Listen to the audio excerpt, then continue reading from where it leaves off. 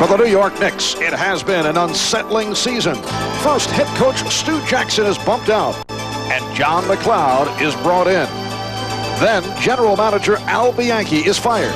And within the playing ranks, even perennial all-star Patrick Ewing has had his ups and downs. But for the Chicago Bulls, it has been a year of celebration.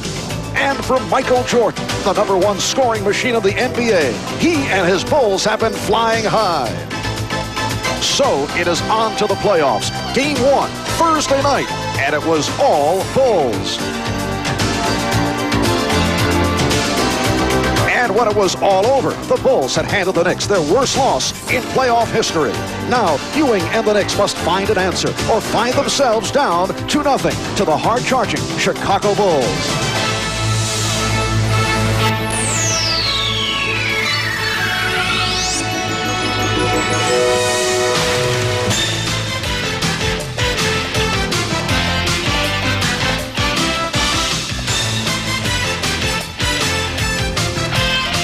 This is the NBA on NBC, the 1991 NBA playoffs. Today, it's the New York Knicks versus the Chicago Bulls. An intense-looking Patrick Ewing arriving at Chicago Stadium about 2 hours ago, hoping to erase the nightmare of Game 1, and moments later, it was Michael Jordan, understandably in a happier frame of mind, making his way toward the players' entrance. This is the 183rd consecutive sellout at Chicago Stadium. Better than 18,000 have turned out for Game 2 of the best-of-5 between the New York Knicks and the Chicago Bulls. Hi, everybody. I'm Marv Albert, along with Mike Fratello. And for the Knicks, it cannot get much worse than what took place here Thursday in Game number 1. For Patrick Ewing, a very dismal performance. It was a playoff career low of only 6 points. He took only 7 shots. Mike, what did the Bulls do to smother Ewing? Well, Chicago's game plan was turn Ewing into a passer-first mentality. First objective, keep a body on him at all times, bump him off the low block, no easy scores. Second objective, if he does catch it down low, double team him immediately with a bigger athlete, either Jordan or Pippen. In Game 2, Ewing must be more assertive. Run the floor hard, get transition scores. Get on the offensive glass and take it strong to the basket. A telltale sign will be the number of free throw attempts he takes.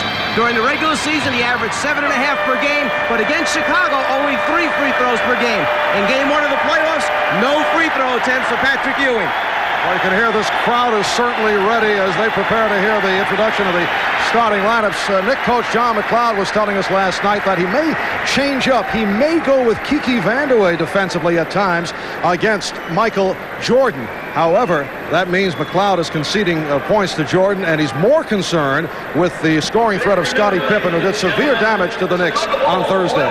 Well, Jordan, in a very businesslike manner, had 28 points, 6 assists, and 6 rebounds in Game number 1. John McLeod calls him the greatest player to ever play the game. I think he'll concede Jordan his stats. Perhaps still agonizing over a disappointing playoff last year, Scottie Pippen has taken his game to a new level. He's too quick, he's too fast for either Kiki Vandeweghe or Brian Gwinnett to guard. Perhaps New York's best chance, play a smaller, quicker guy against him, Trent Tucker or Gerald Wilkins. On the subject of quickness, it has been a busy weekend for our Joel Myers, who yesterday worked the sidelines for the Laker Rocket game in L.A. Today, Joel is with us here in Chicago. Let's go to Joel Myers. Marv, the 41-point loss to the Bulls in Game 1 on Thursday night was the worst in Knicks playoff history. I went down to the Knicks locker room a couple of hours ago, asked Maurice Cheeks, asked Kiki Vandeweghe, how embarrassing was it? Well, Maurice Cheeks said it was no big deal. Kiki Vandeweghe said the same thing, basically, saying it was only 1 game. It takes 3 to win the series. Oh, Cheeks also reminded me that they lost the first game to Boston last year, lost the second game by 29 points, and then roared back to win 3 straight and knock the Celtics right out of the playoffs. It'll be interesting to see how they respond to the noisiest building in the NBA. Back to you, Mark. So, Michael Jordan and the Bulls are gunning for their 9th straight win against the Knicks, hoping to make it 15 straight here at Chicago Stadium.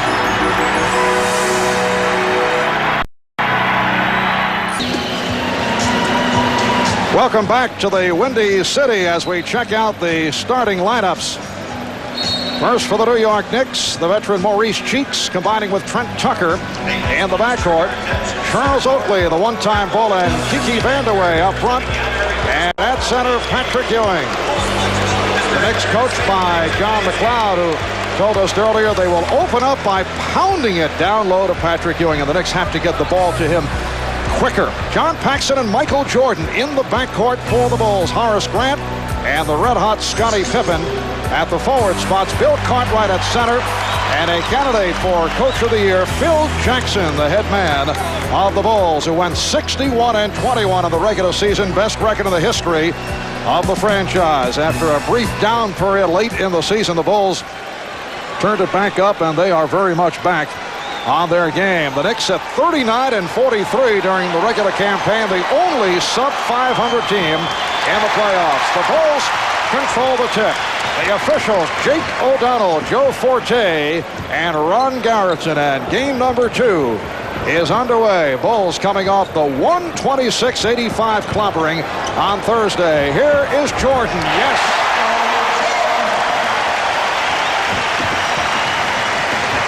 Michael Jordan during the regular season averaged 31 points in 4 games against the Knicks, shooting 56%. Tucker for 3. You saw the double team immediately on Ewing, who got it back outside, but Tucker not able to hit. Now Grant posting on Oakley, and Jordan with a tough angle shot. Michael Jordan, a player who's taken his game into different areas and improved. His perimeter game was questioned initially. Michael Jordan knocks him out from the outside. Now single coverage on Ewing, who fired from deep. Pippen on the rebound, and the Bulls are on the move again. Cheeks with the steal, and the crowd reacts close to a palming violation by Maurice Cheeks, who did not have a good one here Thursday. A 3 attempted by Vandeweghe, and Oakley able to get to it. Ewing, and he tips it home. You mentioned that last time down, Patrick Ewing only had single coverage on him. If Cartwright can bump him away from the low block, make him step out a ways, they will not have to come and double team. It's when he catches it in the red paint area, that's when Chicago will double team, and quickly. Pippen played by Vandeweghe. Here's Vandeweghe. It's a charge. And John McLeod, off the bench in a hurry, was upset about the call. Chicago has such great athletes in transition defense. They have 3 white shirts back already as New York tries to run a fast break. They change ends of the floor so well. Defense to offense and offense back to defense. The Knicks have opened up, hitting one of their by Grant, and Tucker with a good play to get it out of the hands of Jordan. Again, the crowd looking for a travel.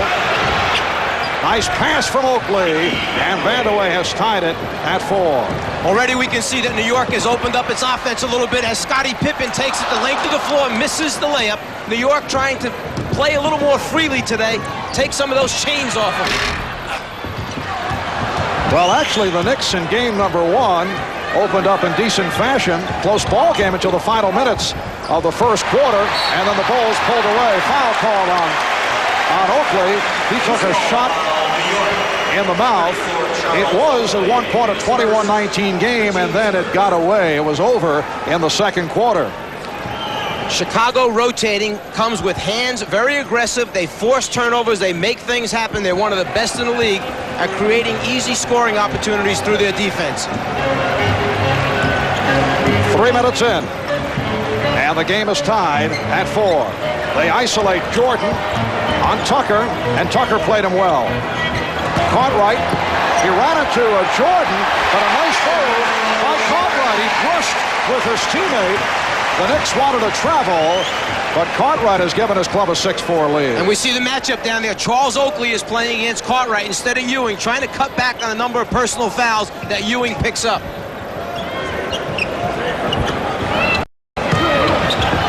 Here's Ewing. Yes. Jordan started to come over as if he would double up and then stop back. Chicago calls that their deep drop on defense. Get back as far as you can where you know you can still get back to your man, particularly a Trent Tucker who's a three-point threat. And Cartwright goes right at Oakley and draws the foul. And Mike, no question about the intent of the Chicago Bulls off the Cartwright-Oakley matchup. We're seeing Cartwright a bit more active. Well, from the beginning of the game, I'm sure Chicago talked about going at the center position. Cartwright gives a little up and under move right here, gets Ewing in the air. He's being very aggressive offensively. This is something they've talked about. If they can pick up fouls on Ewing, obviously it's to their advantage. Bill Cartwright in past years, a very solid free throw shooter, but not the case thus far this season at a career low 70%. He says his mechanics have been abnormally bad because he hasn't gone to the line as often as in past years. But he says that he can feel that the stroke is returning. Well, Bill Cartwright has always had excellent touch shooting the basketball. Sometimes it leaves you, and then you have to find a way of getting it back again. The concern right now, though, for John McLeod, do you leave Charles Oakley on the floor with 2 personal fouls this early in the basketball game? Bulls 8 and the Knicks 6.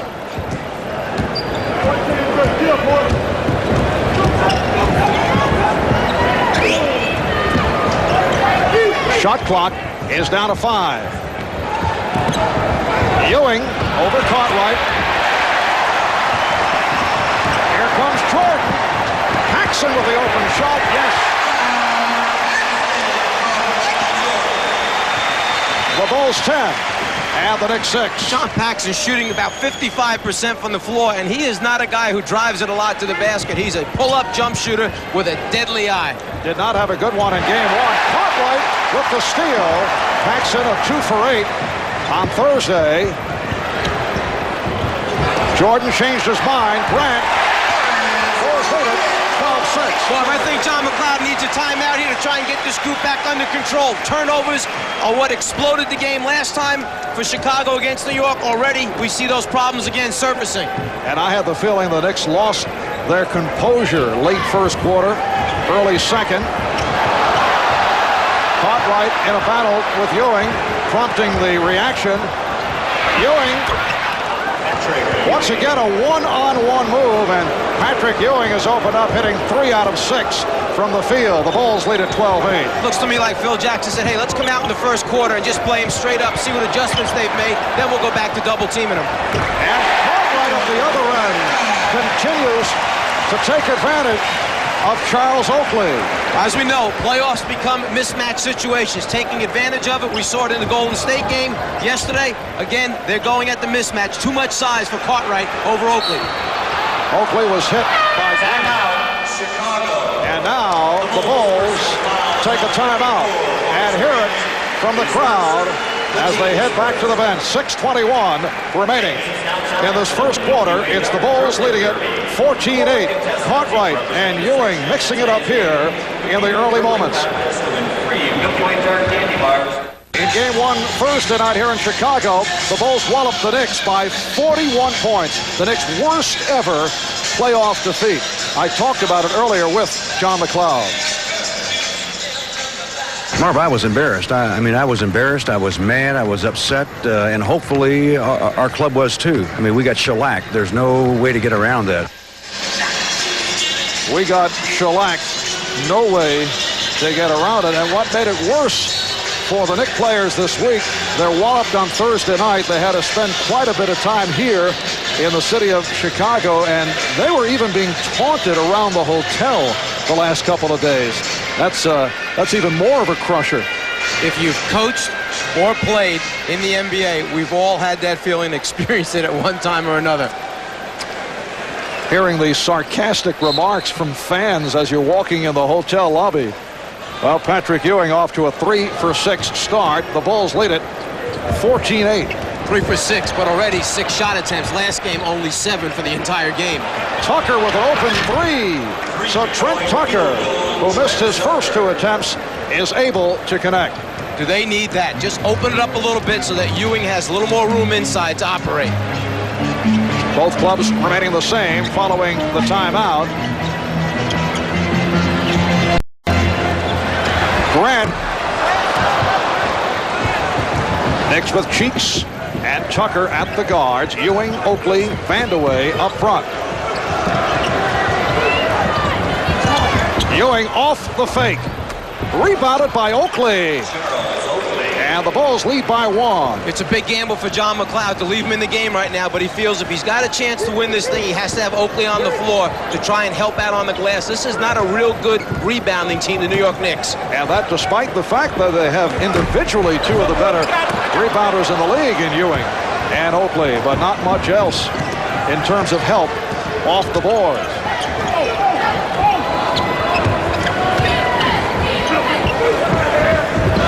Ewing, yes, no question about the intent of Patrick Ewing going right at the Bulls here in the opening moments, and he's given the Knicks a 15-14 lead. Now the other side of the ledger, and the Knicks have certainly seen it throughout the year, is that you do not want... There's a block by Cheeks, and Pippen back. Cheeks goes right at him, and the Knicks lead it 17-14. The other side of the picture is the Knicks must get a balance. You don't want it too much, Patrick Ewing, and during the course of the season they were hurt by that. There were several Knicks players unhappy about the fact that Ewing was taking too many shots. Wait a minute, isn't this what we heard about Chicago at the end of last year? More people have to become involved if they're going to win a championship.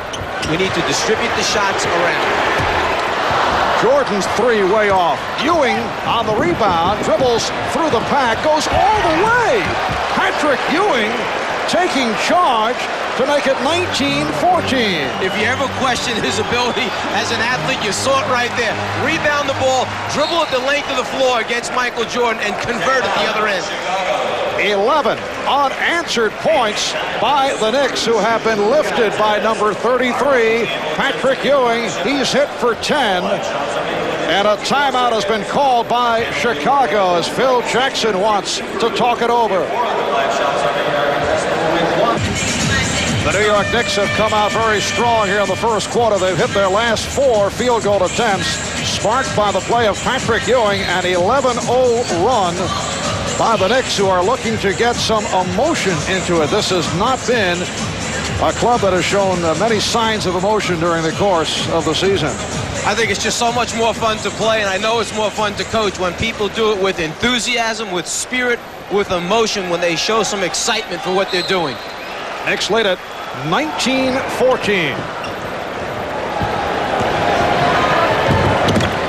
Pippen hit on a reach-in. Scottie Pippen, who burned the Knicks on Thursday night, yet to score. Vandeweghe picked up the foul, his second. John McLeod starting out in the conventional defensive matchups, but will be ready to switch if Pippen starts hurting Vandeweghe too much. Jordan off the spin to the scoop. A spectacular shot by Michael Jordan. Knicks by 3. 3.5 left in this opening quarter. Nice look by Ewing. Grant, though, able to reject. Oakley came over late, but got a piece of it. And Ewing that time bumped out of the low post position, turned, faced up, and found his teammate down low. Nice passing for the 7-footer inside. Here is Ewing, and he is on fire, hitting from all angles. Ewing now with 12, 6 for 10 from the field. That presents such a problem for a coach when a guy has the ability to make those shots, but you understand that's not the best way to play. As Cartwright takes it right into Ewing's face, scoring, trying to draw a foul on the big guy. Meanwhile, Bill Cartwright has played well, 8 points. He's 3 for 3 from the floor. I was saying before that the problem with Ewing shooting those is he's not near the offensive boards. He doesn't get fouled a lot, and then if he misses, they're running out. Ewing again! And he is eating up the Bulls. Cartwright is not getting help. It's, for the most part, been one-on-one play. Knicks now lead at 23-18. In game 1, the Bulls came right away to double team. They discouraged Patrick Ewing by staying home early. They've let him get some confidence up here. Vandeweghe played Pippen well, but Scottie Pippen has raised that outside shot to a new level. And for Scottie, his first field goal. Knicks lead it 23-20.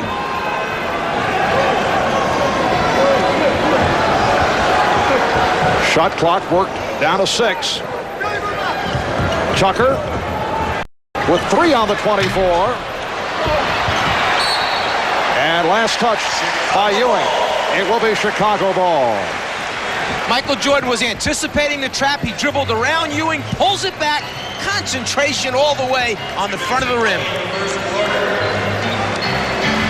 Patrick shows the ball, gets caught right in the air, and then takes it home. That's what we're talking about as far as being aggressive.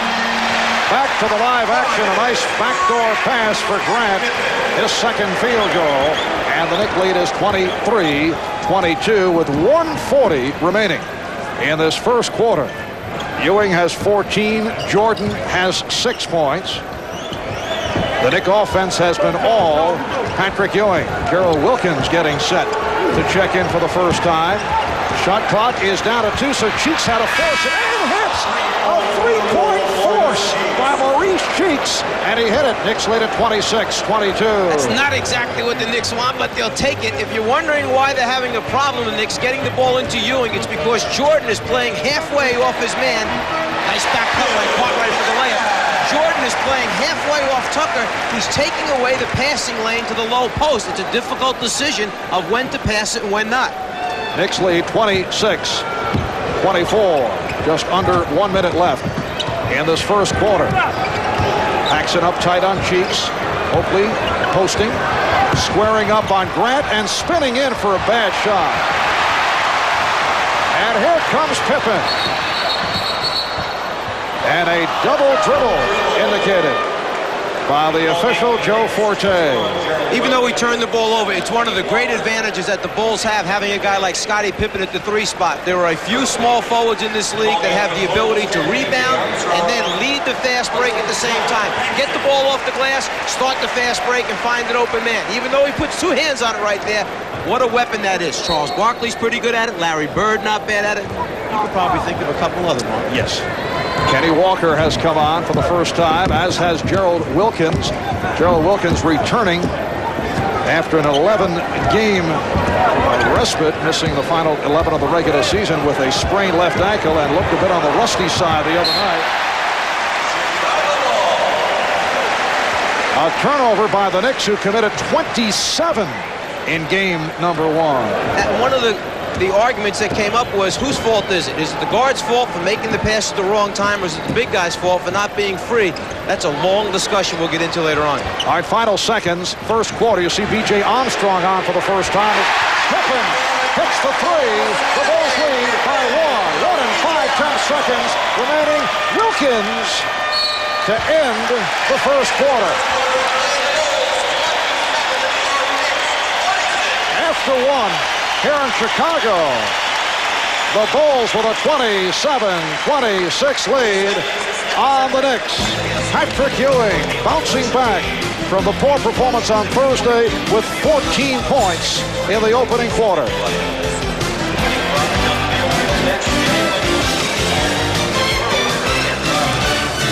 Welcome back once again as we get ready to start the second quarter at Chicago Stadium. I'm Joel Myers, former Knick great Clyde. Walt Frazier right next to me. What about problems for the Knicks to address during the offseason, Walt? Well, they need a bona fide perimeter shooter. They need a good rebounder, someone that can get them 12 or 13 rebounds a game. They also need some backcourt help. As you see in this game, they don't have the speed to push the ball up to beat the Bulls. What about the talk about John McLeod going everywhere but New York next year? Is that a problem, a distraction for the players? Well, I like McLeod. His record speaks for itself. I think he's done a good job. But the Knicks just short of talent, and they lack the chemistry on the offense to be a very effective team right now. All right. Thank you for your time, Walt. Good to see you. Back to you, Marv. All right, Joel. Hall of Famer Walt Clyde Frazier, a member of the MSG broadcasting crew. Well, both Ewing and Cartwright have done it offensively, in contrast to what took place in game number 1. Patrick Ewing turning it up, 14 points in the first quarter. Cartwright also with an outstanding first quarter, 4 out of 4 from the field, 2 for 2 from the line for 10 points. Cheeks pulling up. Crowd looking for a travel. Second quarter underway. Both clubs shot well in the first. Knicks 12 for 23. Chicago 12 out of 19. And Vanderway lost it. Traveling violation. An isolation that time coming out of the timeout. Kiki Vanderway versus Scottie Pippen. Open up the side of the floor. Let him go one-on-one. See if he can get a foul and a score against Pippen. B.J. B.J. Armstrong and Michael Jordan now in the backcourt. Bill Cartwright, Scottie Pippen, and Horace Grant up front. Here's Jordan putting the move on Wilkins, and he drew the foul. The Bulls wanted a goaltend. They want the bucket, but they will not get it. Michael Jordan complaining that that ball was up on the glass, near the glass, and it should be 2 points. Ewing comes to save it. He never touched the basketball, is what the official, Jake O'Donnell, says. Jordan concentrating. Well, if he did touch it, it was on the way up, so it is a good call either way. No basket. Like in the past, Gerald Wilkins has done a decent job against Michael Jordan. Usually, his philosophy has been to occupy Jordan. He tried to get off to fast starts, and he has succeeded. But Gerald Wilkins is not in tip-top physical shape, returning from a 3-week layoff because of the sprained ankle. So Gerald, in fact, the other night, trying to force the issue, and it cost him. So Michael Jordan not facing a 100% Gerald Wilkins. Oh, look, there are ways of playing Michael Jordan. Deny the basketball from him at all times, double team him as soon as he gets it, and have 2 great shot blockers behind you, then you stand a chance. Bulls going to the pressure. They did that very successfully on Thursday night in Game 1. They have bonded the Knicks with their pressure.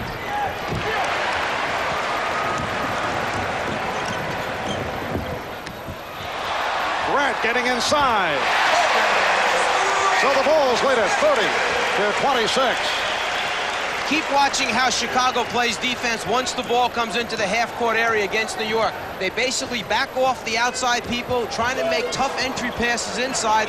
They are challenging the Knicks to make outside shots. It makes it real hard to get the ball down inside to the big people. Grant on the rebound. And Wilkins claiming he did not touch it. I don't know, but they are going with the call that it was thrown out by the Bulls. Scottie Pippen trying to throw it across the court, overthrows everyone. And Gerald, I mean, he wouldn't lie. He's looking at Ronnie Garrett and saying, I never touched it. From our angle, it looked like he deflected it. Bulls by 4. Wilkins and Cheeks in the backcourt. Ewing with Vandeweghe and Walker up front. Mark Jackson is getting set to come on for the first time as Cartwright and Ewing get involved, and the foul charged to Cartwright. That is his first. And here's Jackson for Cheeks. A little bit different approach for the Knicks, using a screen by a guard, hoping for a switch. It allows Ewing to get deeper in the paint to receive the basketball. Early in the game, he was just flashing on his own into the low post. Now they're setting screens for him. Jackson is being guarded by B.J. Armstrong. Armstrong had a terrific Game 1, a career playoff high of 18 points. Vandeweghe ran into his own man. And here's B.J. Armstrong. The Knicks are trying to get other people into the offense. They're looking to get Vandeweghe going, and they have not been able to. That was a comedy of errors on that last sequence. As soon as B.J. Armstrong came on the floor in Game 1, the Bulls extended their defense. Again now, you see them applying their defense almost full court. And Kiki Vandeweghe able to hit his second field goal. Kiki had a 19-point game on the blowout on Thursday. He's been bothered recently by a touch of the flu and a sore back. Bulls by 4. Stacey King, who just checked in, handling. King up front now with Pippen and Cartwright. Hodges and Armstrong in the backcourt. Michael Jordan sitting down. Cartwright lost it. He thought he was fouled. The steal by Armstrong.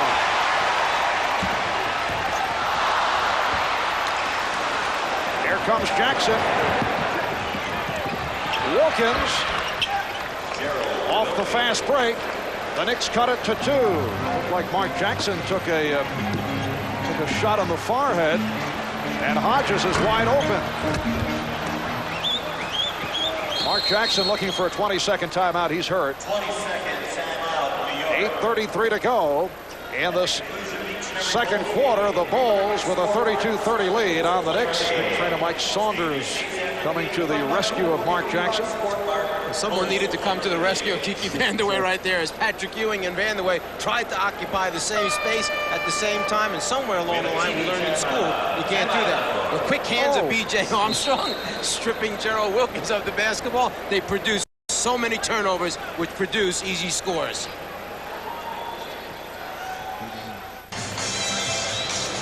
Mark Jackson took a poke in the eye. That is the Knicks team physician, Dr. Norman Scott, who is accompanying Mark as he heads back to the locker room. We'll pass on a report as soon as we get it. There is a side issue to the problems being faced by the New York Knicks. That is the future status of coach John McLeod. According to our insiders on Showtime, McLeod is the leading candidate for both Minnesota and also has been contacted by Notre Dame. Here's his response to that. My only position now is getting ready for the Chicago Bulls. That's my focus. That's what I want to think about, and that's where my energy and my concentration is going. And I don't want to talk about other situations. I want to focus right on the Knicks because we have a big job ahead of us, and it's going to take total concentration to get through this thing.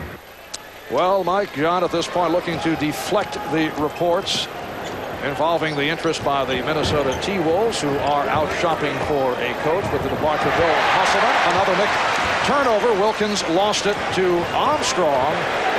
And here's Craig Hodges looking for the shot. Will Perdue has come on for Bill Cartwright, who leads with 10.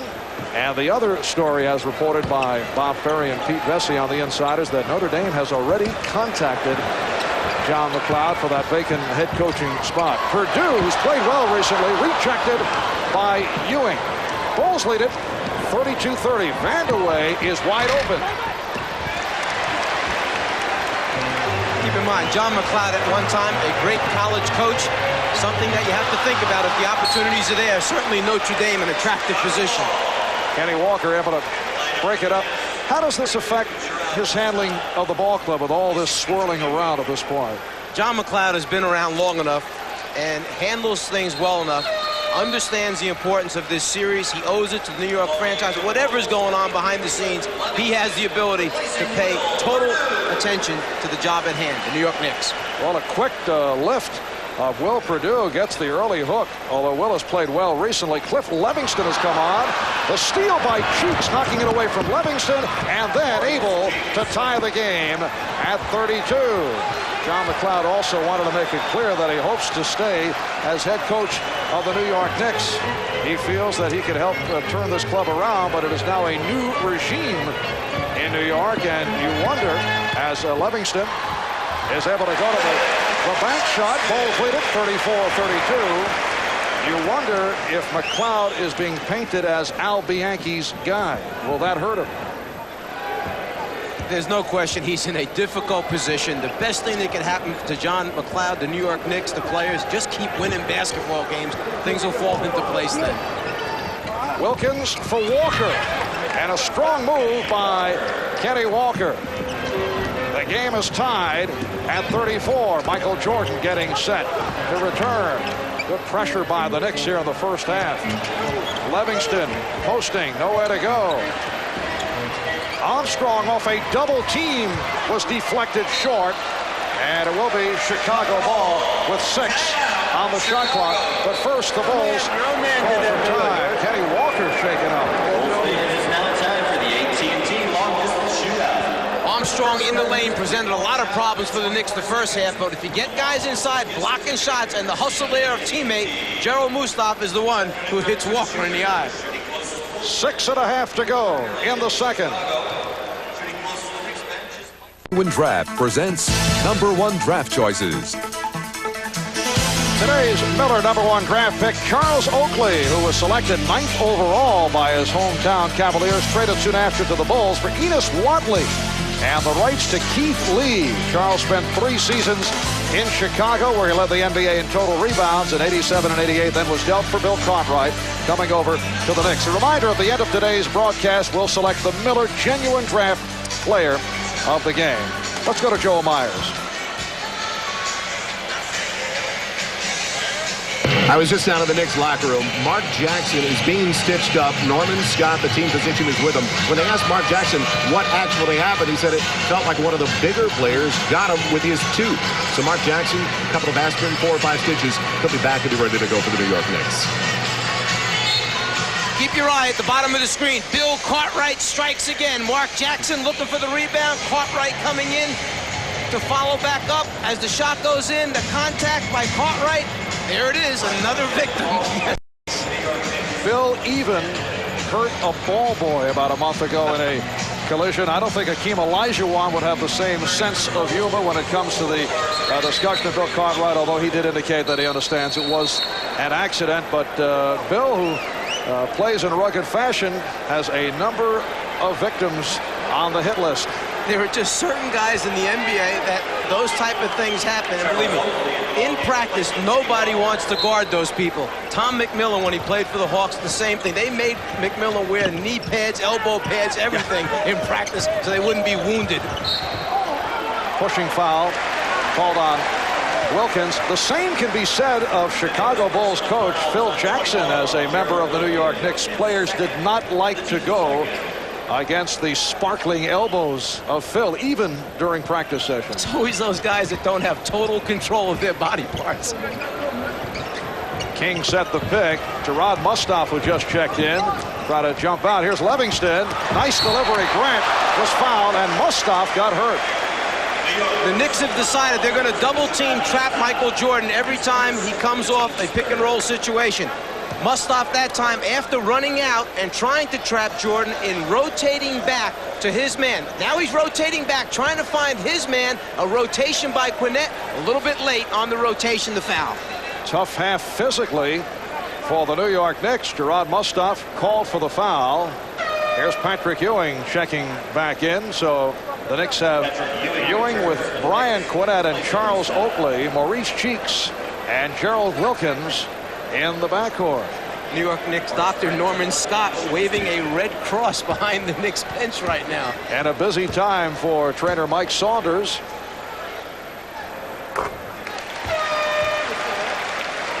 Horace Grant with 7 points. The playoffs become a little more physical. Yesterday in the Golden State San Antonio game, Sean Elliott going out with a broken nose. And the word is that he will return to action on Wednesday night for game number 3 back in the Bay Area. The Bulls 35 and the Knicks 34. We are halfway through the second quarter. Marv Albert, Mike Fratello, Joe Myers from Chicago Stadium. Game 2 of the best of 5. Bulls in the blowout on Thursday. Gerald Wilkins continues to have his difficulties. And in game 1, it was Gerald Wilkins who had back-to-back turnovers versus Chicago that opened that up at the end of the first quarter to a 10-point lead. And Wilkins not able to hit. Rebound Oakley. Here's Wilkins again. And the Knicks lead at 36-35. Gerald Wilkins, I'll do it till I get it right.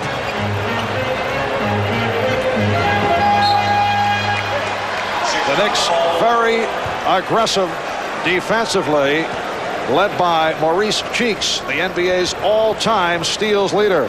The Knicks not normally a good rebounding team. They keep the ball alive. They're active, staying after it. Eventually, with hard work, things will pay off and work in your favor. Here's Jordan with the one-on-one move, played well by Wilkins. Shot clock down to 1.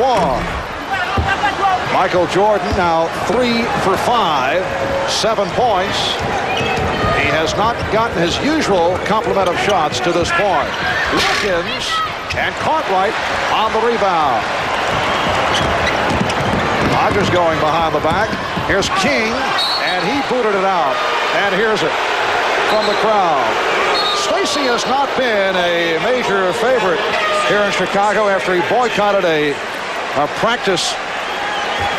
He was upset about his lack of playing time. He was suspended for 1 game and then was greeted by boos when he made his return. He has not had a good season. Stacey King, second year out of Oklahoma.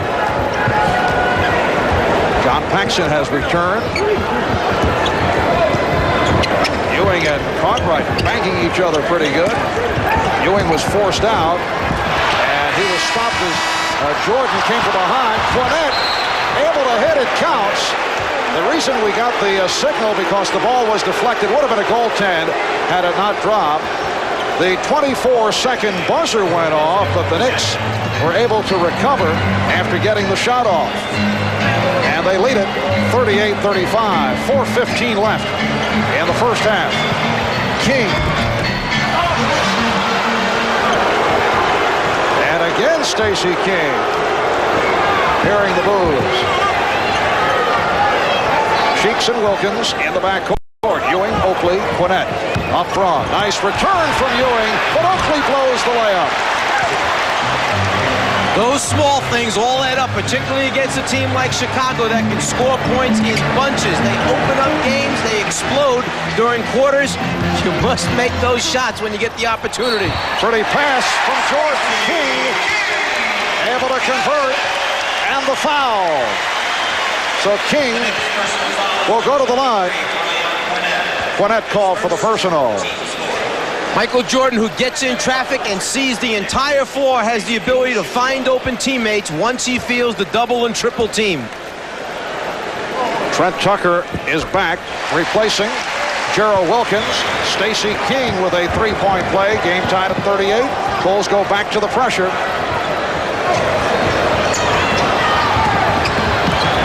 Nice pass from Quinnett, and Ewing will go to the foul line. And this will be New York's first two free throw attempts of the game. First free throw attempts at all in the game today. Now you may say to yourself, how can you play almost 2 full quarters and there are no free throw attempts? Chicago is the #1 team in the NBA as far as fewest players being disqualified during the course of the season. Only 7 players have fouled out this year for the Chicago Bulls. Reasons for it? They play excellent defense without fouling. Next thing, they win games by so many points. A lot of guys get a chance to play in the fourth quarter. They don't use up the 6 fouls. Patrick Ewing has had his ups and downs at the free throw line this season, has not been getting to the line against the Chicago Bulls. Let's go over to Joel Myers. Marv, I am just behind Gerard Mustaf of the New York Knicks. They are hoping that it's only a bloody nose, hoping he will be back. Mark Jackson has come back to the bench now. It took 7 stitches from Dr. Norman Scott, but he should return. To you, Marv. All right, Joel, the Knicks have taken a 40-38 lead with 3.5 to go in this first half. Paxson and Ewing on the rebound. That was a look-see by John McLeod. He wanted to try and press him, yet was concerned about their overall speed and quickness. He tried it one time. They got a missed jump shot. That's what he wanted to see. The Knicks now call for time with 3:17 left in the first half. When the Bulls play, Greg Dean win. The Knicks win 2. Courtesy of... Well, you know that. And Pat Riley standing or sitting by in New York for the Prudential Halftime Report. We'll put some perspective on this weekend playoff results and also take a look at tonight's games: Atlanta, Detroit, Seattle, Portland. That's all coming up in a few minutes, but now back to Marv and Mike in Chicago. Man, this is hard work. Oh, that bomb.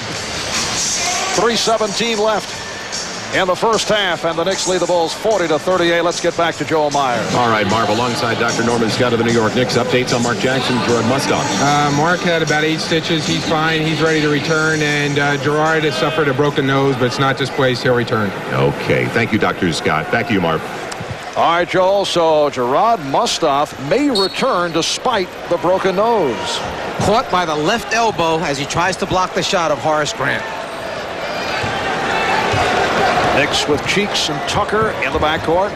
Ewing, Quinnett, and Oakley up front. Shot clock down to 5. Offense!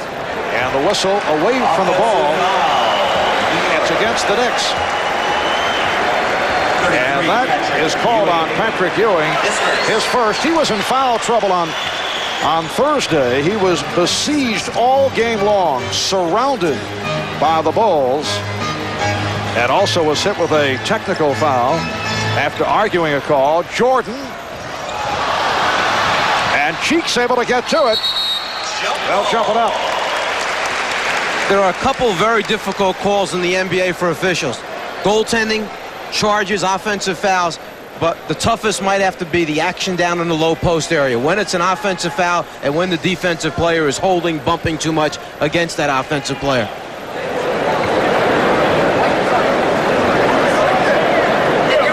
Michael Jordan stepping in to go against Maurice Cheeks.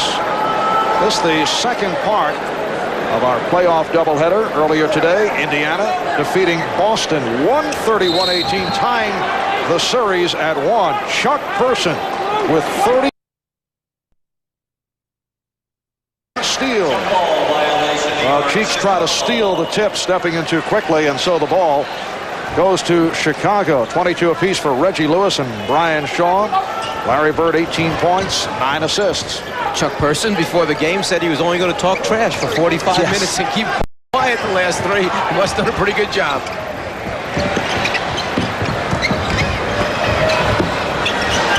Here's Jordan. 9 points for Michael Jordan, and he's tied it at 40. Chuck Person and Larry Bird have a side sport going that is entitled Talking Trash. You get the idea they both do enjoy it, and they have gone at each other over the years. That was an attempted alley-oop. Jordan going left. And the Bulls take a 42-40 lead. Delay a game warning against the Chicago Bulls. After that ball goes through the net, you must leave it alone so the other team can get it inbounds as quickly as they'd like. If you touch it, delay a game. Michael Jordan, 5 for 7. He has 11. Patrick Ewing leading the Knicks with 16. 14 of the 16 in the first quarter. They double up now on Ewing. Here's Cheeks. Yes. John McLeod keeps telling Maurice Cheeks that he would like him to shoot more frequently. Maurice, 4 for 4 this afternoon. And Grant knocked it out. One of the successful field goals by Cheeks was that last-second fling for a three-pointer. Jordan with the left hand under, around, and hooks it by Patrick Ewing's outstretched arm. Such great body control and concentration at the end to finish. Bulls and Knicks tied at 42. And the foul call on Chicago. Jordan came over to help out, and Cartwright was called for the personal, his second. Watch Jordan from the top, try to double team before Ewing can split him. Ewing gets the idea and tries to pass it off before he gets in too much trouble. Team foul number 4 committed by Chicago.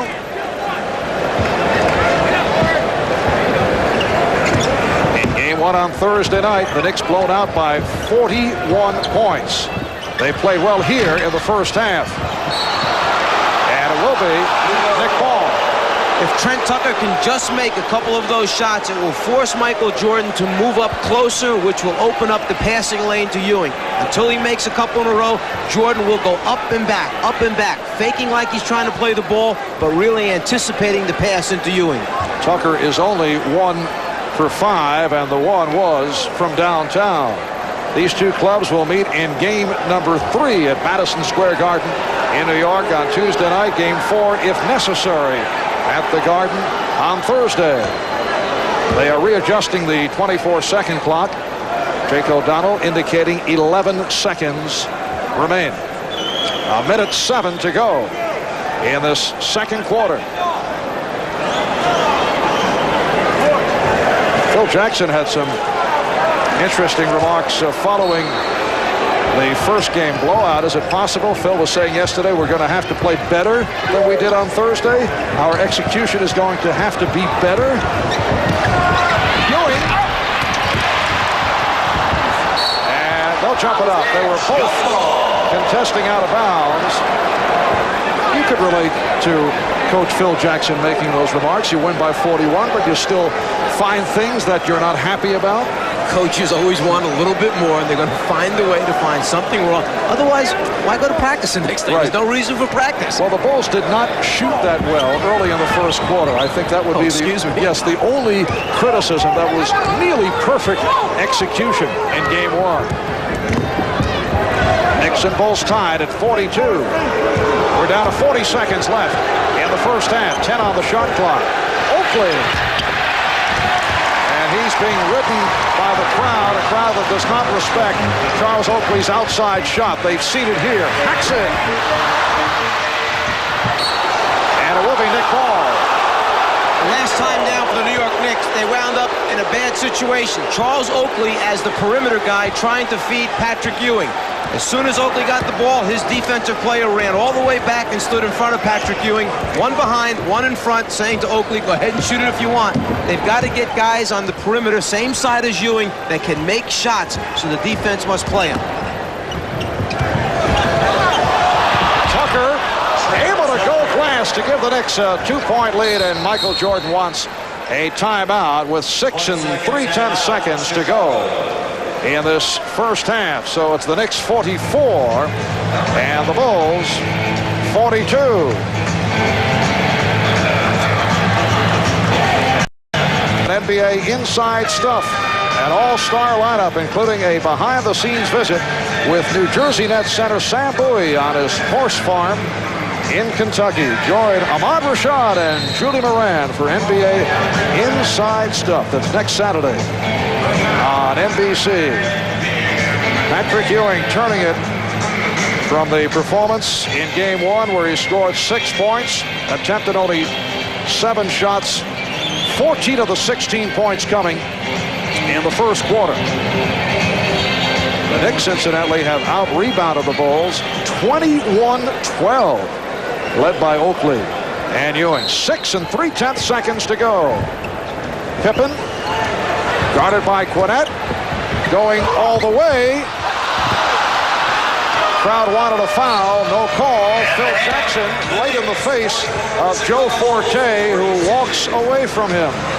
And at the half, the Knicks with a 44-42 lead on the Bulls. Bob Costas and Pat Riley coming up back at our New York studio right after we pause for these messages. The Prudential Halftime Report. Come to the companies of the Prudential and build your future on the rock. Well, what a difference 48 hours or less can make. 44-42. The Knicks by a bucket at the half. Contrary to public opinion, the demise of Patrick Ewing has been highly exaggerated.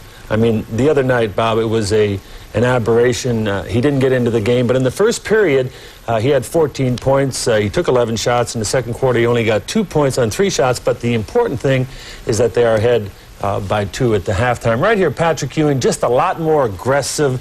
I don't think anybody has to worry about whether or not he's going to have a big game today. He's a great player, and he showed up big time. Actually, they played Game 1 on Thursday night, so doing some quick... no, you're sorry. I'm the one that said it, so that would be close to 72 hours for all the mathematicians in the audience. But the only arithmetic that matters is the Knicks by 2, Ewing hitting 17 of 14 for 16 first-half points. On 7 of 14 shooting from the floor, and this is after scoring a career playoff low of 6 in the first game. Well, Maurice Cheeks, also somebody who was highly criticized the other day for not getting Patrick the ball, has done a better job of delivering it, but he also has scored 9 or 10 points. So both players who are involved in the offense in a big way are contributing for the Knicks. Okay, the Knicks are trying against seemingly insurmountable odds to even their series with the Bulls. Earlier, in the matchup of the 2nd seed in the Eastern Conference against the 7th, Celtics against the Pacers, Indiana did get even at 1, winning 130-118 at Boston Garden in a game seen here on NBC. Let's take a look back at some of the highlights from earlier this afternoon. Early on, Larry Bird's back problems seemed to be a non-factor. Look at him go to the floor. He scored 13 in the first half, but only 5 in the second. Indiana's Chuck Person simply on fire, hitting 5 straight from three-point range in the first half. 7 threes all told in the game, a playoff record. He scored 39 points and also had a few choice words for Mr. Bird. Pacers by 3 at the half. Time winding down third quarter. Bird to Kevin McHale. Hits the off-balance shot at the buzzer. Boston pulls to within 6. But Indiana surged ahead in the fourth. Michael Williams goes one-on-one against Brian Shaw. Here's the nice drive, and he was fouled. Williams had 24. The final, Pacers 130, Celtics 118. Indiana with a variation of the Sixers' headbutts off the chest. Very nice. Bird was impressed. Well, I thought we had some intensity. I just thought that time after time when we started making a run, Chuck hit the big shot and demoralized us a little bit. But we came back as well as they were playing, and as many shots he was hitting, we were still in the game until there at the end. Time for us to call a timeout here. When we come back, we'll update you on the rest of the playoff story. Stay with us here at halftime.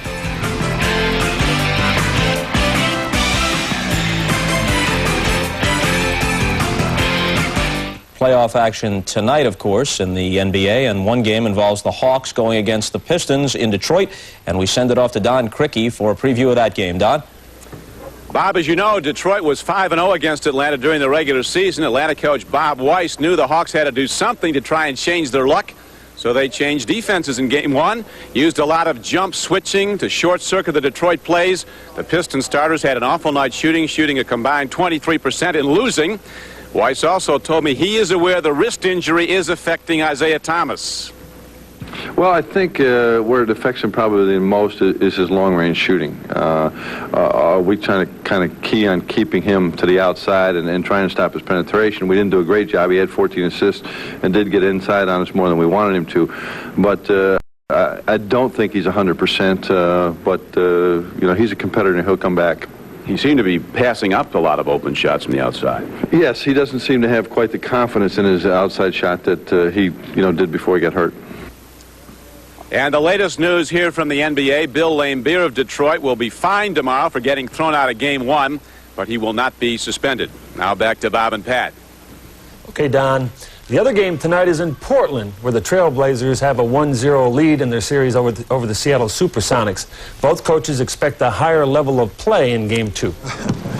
I think we can win, otherwise we wouldn't be here. We didn't play the best we could play. However, we did do a very nice job of containing Portland, and if you do that, then you still give yourself a chance. I don't know if there's going to be a whole lot of things different. I think each team is going to try to execute a little bit better than they did last time. I know Seattle's concentrated on trying to close down Jerome and Clyde a little bit, and we're trying to do the same thing with some of their people. So I just think it's a matter of executing a little bit better. Okay, how do you shut down Jerome and Clyde? Kersey had 31, Drexler a playoff career high of 39. Well, Eddie Johnson ripped in 33 for Seattle. I think, as you could see in the playoffs, with Indiana today beating Boston, the second game, those teams feel a lot more comfortable.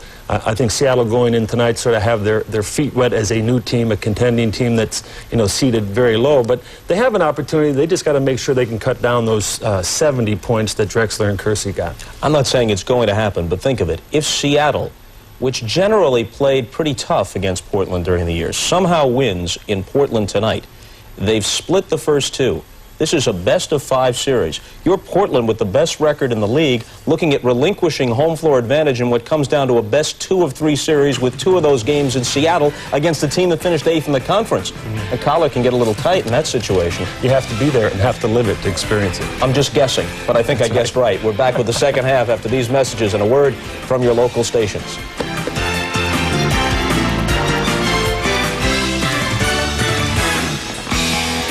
We welcome you back to Chicago. Marv Albert, Mike Fratello, Joel Myers as the New York Knicks lead the Chicago Bulls at the half, 44-42. Back in Game 1 on Thursday night, the Knicks were trailing the Bulls at halftime, 65-36. And no question, the Knicks came out in the first half very aggressively. The Bulls facing a different ball club, at least to this point. Well, to their credit, the Knicks were able to right themselves, turn a very embarrassing loss around. They've come out with the spirit, the enthusiasm. John McLeod did a good job of regrouping, and now they seem to be sticking to the game plan that he mentioned to us yesterday. All right, and the major difference, the play of Patrick Ewing. On Thursday night, Ewing with only 6 points. He took only 7 shots. 6 shots in the first half, 1 in the second. He was in foul trouble. He was gone in the blowout, and this is the story today.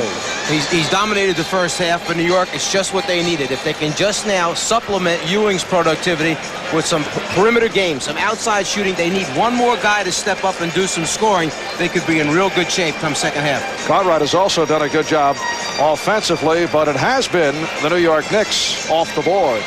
New York not known to be a real good rebounding team. In particular, the offensive glass in second shot points or second chance points, 10-2 in favor of the New York Knicks. And the overall edge, 22-12 off the boards. Let's go to Joel. All right, alongside head coach John McLeod. Looked like a hockey game for a while, the way you were losing players. Fortunately, they'll be back, though. Well, Gerard has a broken nose, and Mark has 7 or 8 stitches over his left eye. So they both can play in the second half, and we'll have to play that by ear as to how much time they will get.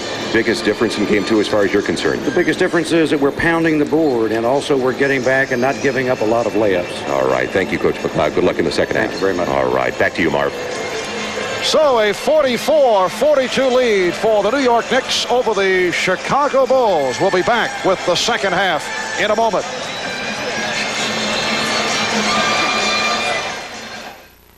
Back at Chicago Stadium, a rundown of the individual scoring totals for the first half. The Knicks with a 2-point lead, and Patrick Ewing off 7 out of 14 from the field. leads the Knicks with 16. Cheeks has 9. Michael Jordan with 11. A low-key first half for Jordan. 5 for 7 from the floor. The Bulls shot just under 53%. The Knicks 20 for 43 at 46%. The Bulls 18 for 34. And this is an intriguing stat, Mike. I know you're a man who enjoys statistics. With the Indiana victory in Boston today, it is now only a 7-6 advantage for those playing at home. And in the NBA, that is most unusual. A number of people said before the playoffs started this season that this year home court advantage would have a far less effect than ever before. They felt that the parity between the playoff teams, the fact that home court advantage in playoffs doesn't mean nearly as much as the regular season, was going to come into play, and that statistic right there certainly showed it. And I think that's good for the league in the past, particularly the earlier years of the NBA. It was so predictable. Usually the home team would win. I think it really emphasizes the effect of travel on teams during the regular season. You get to stay in town for a couple of days during the playoffs, focus in on only one opponent. It makes a difference. And as you saw, the Knicks have lost 14 straight here in Chicago, including the playoffs. Pippen off the steal as we get underway. Third quarter. The last Knick win here, March of '87. In a one-point affair. Bulls have won the last 8 games overall against the Knicks, including Thursday night, and they took 4 out of 4 during the regular season.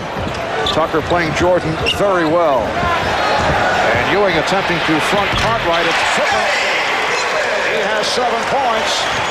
Scottie Pippen is on a personal mission. His migraine headache in the 7th game of last year's Eastern Conference Finals still haunts him.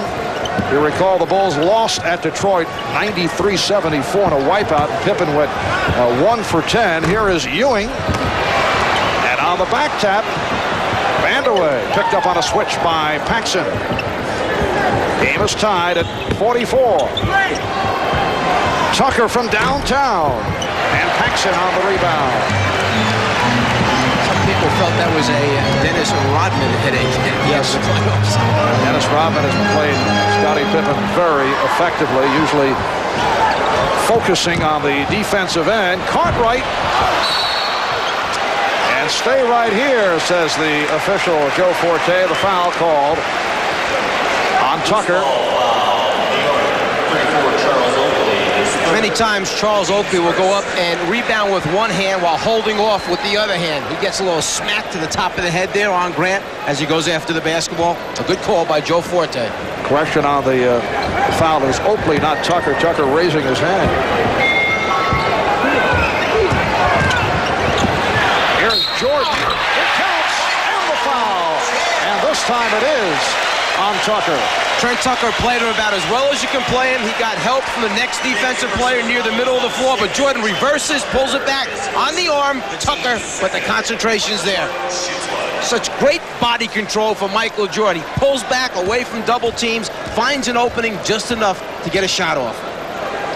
Michael Jordan leading the NBA in scoring for the 5th consecutive year. And in the process, shot a career-high 54%. Well, from time to time Thursday, the Knicks did go with Patrick Ewing, who does handle the ball well, bringing it up court, as you just saw.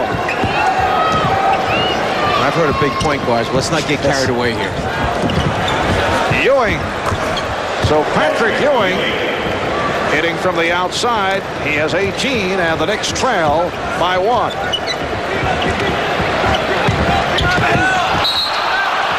Cartwright was pushed out. The Knicks' personal foul is on 33, Patrick Ewing. It's on Ewing, his second. Just about when Cartwright's ready to give up, the little shove by Patrick at the end sends him out of bounds, and a nice little job of flailing the arms by Cartwright to exaggerate exactly how big the push was. At one time, that could have been a force-out call, but now it has to be either a travel or the personal foul. Here's Jordan. Yes. Michael Jordan heating it up. as we open the third quarter. The Bulls 49 and the Knicks 46.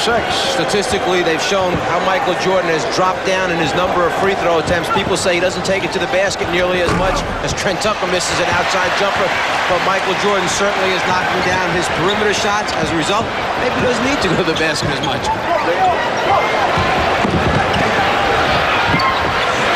Pippen for three. And Jordan kept it alive. Knicks with the ball trailing by 3. 3 minutes gone by in the third quarter. Mismatch, Paxson on Vandeweghe, and Cheeks, who certainly has the touch, decided to fire it. He now has 11 on 5 for 5 shooting. And he had to shoot that one. Scottie Pippen, who was caught on Cheeks in the transition matchup. Vandeweghe down low, had Paxson. Pippen backed all the way off to try to give help down low. Cheeks had to force the hand by shooting. Bulls by Wall. Jordan up. And Ewing on the rebound, and he takes a shot. Oh, it's been a very physical first half. Patrick Ewing shaken up. Michael Jordan loves to hang around after missed shots and try and strip the rebounder of the basketball. As Ewing comes up, Jordan right there tries to strip it, perhaps gets a little piece of Ewing's eye. Keep an eye on Jordan, coming in, anticipating when the ball will come down. Right there, reaching up, gets a finger in the eye.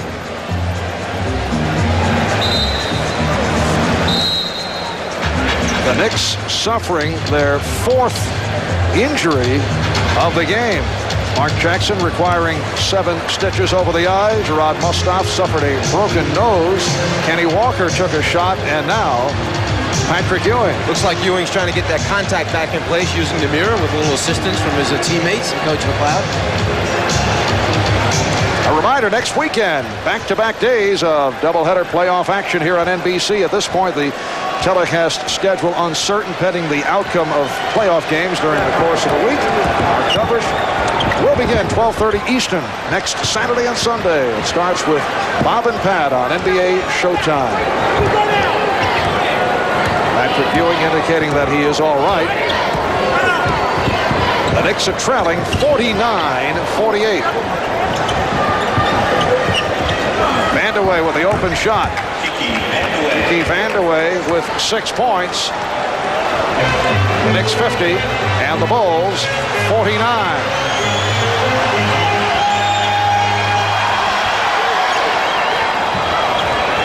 Cartwright, Pippen, and Grant up front. Jordan and Paxson in the backcourt.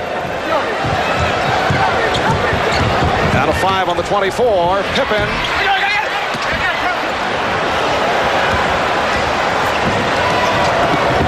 Nice lead from Cheeks. Crowd wanted to travel. And a hacking foul on Cartwright. That's 3 on Cartwright. One of the ways that we mentioned before the game for Ewing to get more involved and be more assertive was run the floor hard in transition, get some easy scores, get some easy free throws. 3 fouls. Chalked to Bill Cartwright. 19 points for Patrick Ewing. 2 years ago when the Bulls beat the Knicks in the playoffs, Ewing was played to a near standoff by Cartwright.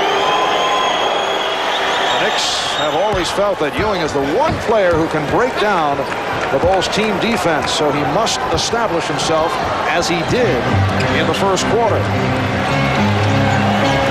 The Knicks lead at 52-49. It's been a close game throughout. Neither club is led by more than 6.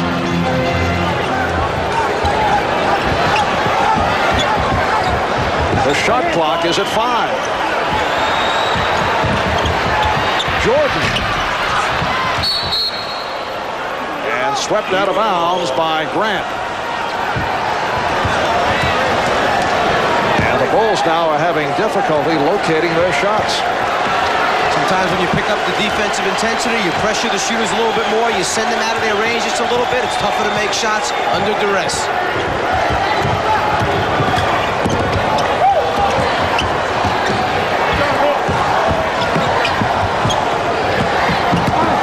Ewing off the spin. Cartwright got some help. A reach-in is called. Foul on Cartwright. That is number 4. When Patrick Ewing gets the ball in the low post area, Chicago will double team from the top with Michael Jordan. Scottie Pippen will look to shoot the gap for the steal. Once Ewing catches now, he has to look to the inside, look over the defense, and now the decision. Do I hit Cheeks on the outside? Do I hit Vandeweghe with one defender in between? A little eye contact, ball fake. He makes the right decision by hitting Vandeweghe for the jumper. Yes, he is the czar of the telestrator. And Bill Cartwright, just a moment ago, collected his 4th foul of the game. He has been replaced by Will Perdue. Bill Cartwright at age 33, the Bulls' elder statesman. Acquired in the trade from the Knicks for Charles Oakley. This is 3rd year with the Bulls. Sits down with 10 points. Patrick Ewing to the line. He is 4 for 4 from the foul line. Back to the subject as Ewing provides a 53-49 lead for the Knicks. The difficulty the Knicks had in getting Ewing the ball in game 1. Maurice Cheeks, for one, said, yes, it is my responsibility to get him the basketball, but he also points out that it's Ewing's responsibility to get into the proper position. You get the idea that some of the guards are upset that Patrick laid it all on them. Here's Pippen. And the Knicks lead is 3. Well, there are a number of things involved on both ends of that. You have to have the proper person passing the ball. He has to know when to deliver it. He has to have the right angle to enter the ball. The receiver must make himself available, catch the ball. Maybe good screens would help. Vandeweghe has been off, but once again, the Knicks get a second shot. They have been in control off the boards. Here's Cheeks. Oakley missed the tip. Grant for Jordan. The foul committed by Oakley. But a real good job by Charles Oakley of hustling back and preventing the sure layup by Michael Jordan. Those guys can really fly. Talking about Pippen, Grant, and Jordan, just by hustling back.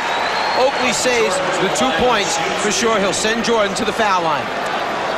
The hustle and the near takedown by Oakley. That's 4 on Oakley. Jordan, 85% from the line. He's 2 for 3 today. 17 points for Michael Jordan.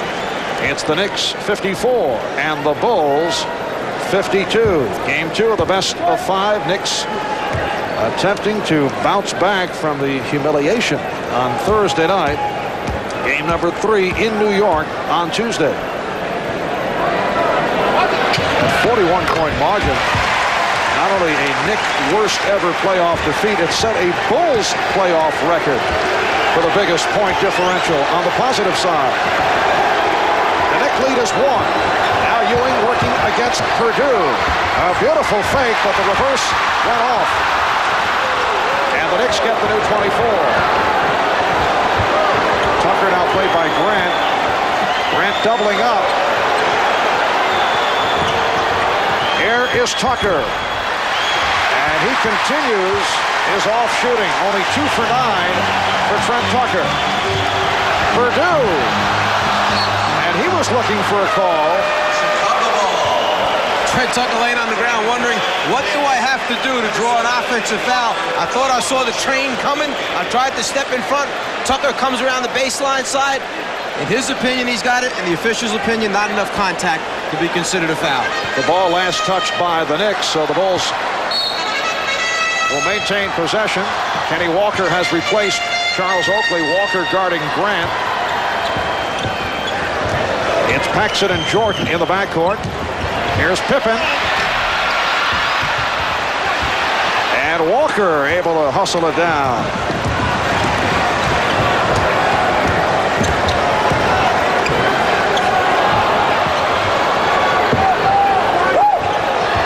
Nice look from Ewing. He was double teamed and he saw Walker wide open. Excellent interior passing by Patrick Ewing. He was starting to turn for his rhythm shot at the last second, threw a dump down pass, found an open teammate underneath. That's not easy to do. The Knicks lead it by 3. Paxson. And a loose ball foul charged to Grant.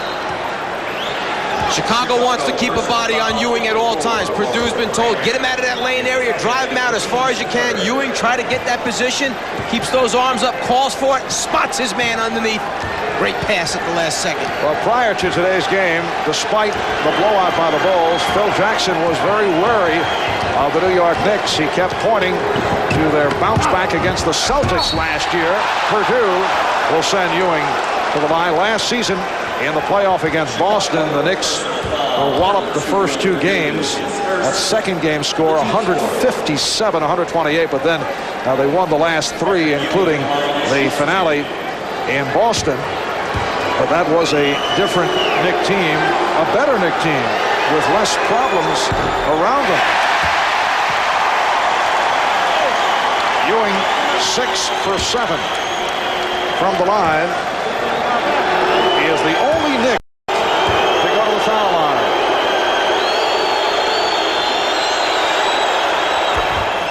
The Knicks came out of last season failing to properly surround Patrick Ewing. They went into this year hoping that the same squad from a year ago without Johnny Newman, who left as a free agent to go with Charlotte, they felt that they'd still be able to move to another level, and they did not. They went backwards. Foul on Cheeks. The Knicks are a very difficult team as Cheeks is up trying to pressure Paxson, keeping pressure on the ball at all times, not giving him a good look at his open teammates. But I was starting to say the Knicks are a very difficult team to talk about because they have a number of problems, one being the salary cap situation. How much movement can they actually do? You're talking about Ewing down the road. Where's he going to be playing? There's a lot of money tied up in a couple contracts here, and it's not as easy as people think it is. Just make changes. Well, it's now in the hands of the new president of the Knicks, Dave Checketts, and the new player personnel director, Ernie Grunfeld. Many decisions to be made following the playoffs for the New York Knicks, who are leading the Chicago Bulls 57-55. We're down to 4 minutes to go in the third.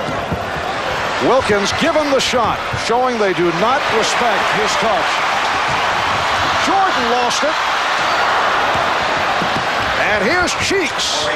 Maurice Cheeks showing the quick hands. He's come up with a number of steals, and the Knicks now lead by 4. Interesting to me, Cheeks took the ball right at Grant. Never even thought about dropping it off to either wing. I'm not so sure he respects the shot.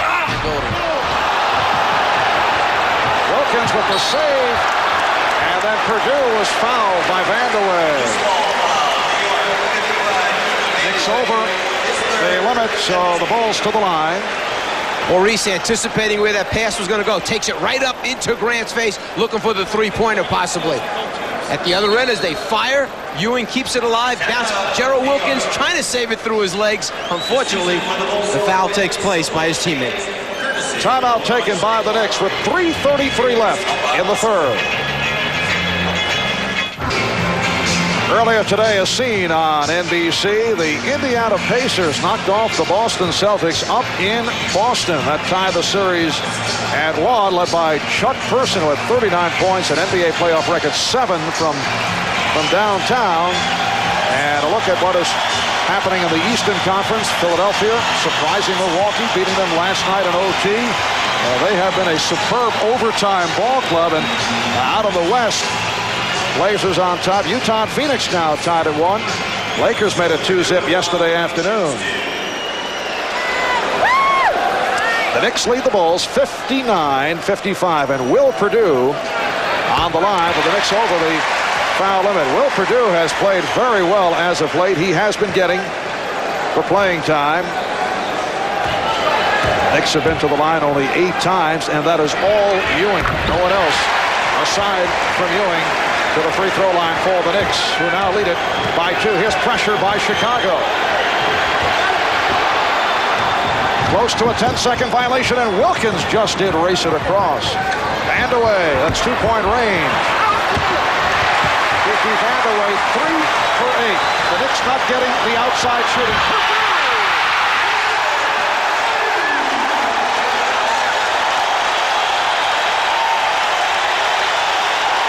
Purdue has tied the game at 59.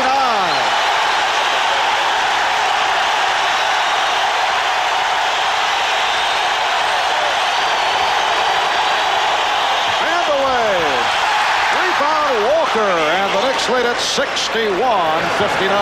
As the crowd picked up their noise level, Chicago picked up its intensity. They started overplaying all the people on the floor. Kiki Vandeweghe, one of the best at moving without the basketball. Backdoor cut. He missed the dunk, but Kenny Walker right there to follow. Illegal defense. Called for the first time against the Knicks.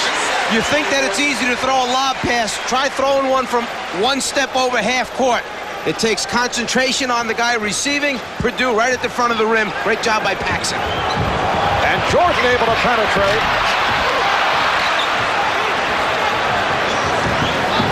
One of the many Knick problems during the course of this season has been their erratic outside shooting. And Vandeweghe and Tucker, who are usually among the better outside shot makers on the Knicks, have had their problems here today. Grant on the rebound. So the Bulls back in possession. They're down by 2 with 2 minutes to go in the third. Pippen, he's been off. It's been an outstanding game for the veteran Maurice Cheeks. Ewing dumps it off to Vandeweghe. Offensive foul called by Jake O'Donnell. That's a tough call right there. When you have a 7-footer, he's big to start with. He's trying to make a move that a guard normally makes, dropping it off after catching the ball. I'm not sure he had enough room to come down there before Paxson stepped underneath him. Probably no call was the best call in that situation. Let the play go through. Let the 2 points happen. The Czar has spoken. However, it is number 3 on Ewing. And he drew the foul. It's on Walker. Pippen will go to the free throw line. The Knicks have tried to keep Pippen from going to his right hand, his strong hand. As much as possible, they're influencing him to go left. When he goes left, he doesn't finish quite as well as he does going down the middle of the lane with his right hand. And Mark Jackson getting set to report back. He went out in the first half after taking a shot over the left eye that required 7 stitches, and he's making his return. Mark played only 1 minute in the first half. Looks to me like his handlers in the corner did a good job of getting him back out for the next round. Number 10, B.J. Armstrong. And here's B.J. Armstrong for John Paxson. Paxson only 1 out of 6. Armstrong had the 18-point game on Thursday night. Also had a front tooth loosened in a practice session the other day when he collided with teammate Craig Hodges. His dentist did tighten the tooth, but B.J. has been in pain. And then late in game 1, he was knocked to the floor by Gerard Mustaf, who was called for a flagrant foul on the play. Interesting. Phil Jackson likes to keep B.J. Armstrong on the floor. Whenever Mark Jackson's out there, he feels that Armstrong too quick for Mark Jackson to handle. He gets in the lane and creates a lot of things for the Bulls. The Knicks taking a timeout with 1:28 left. In the third, it's the Knicks 61 and the Bulls 60. High point man of the game, Patrick Ewing with 23, opened up with that blazing 14-point first quarter. And Michael Jordan 7 for 12 from the field. He has 18 points. Knicks not getting much scoring. Maurice Cheeks, the only other Knick in double figures with 13. Once again, a look at the playoff rundown. Apparently there was a mistake earlier. It is Atlanta with the 1-0 lead on Detroit.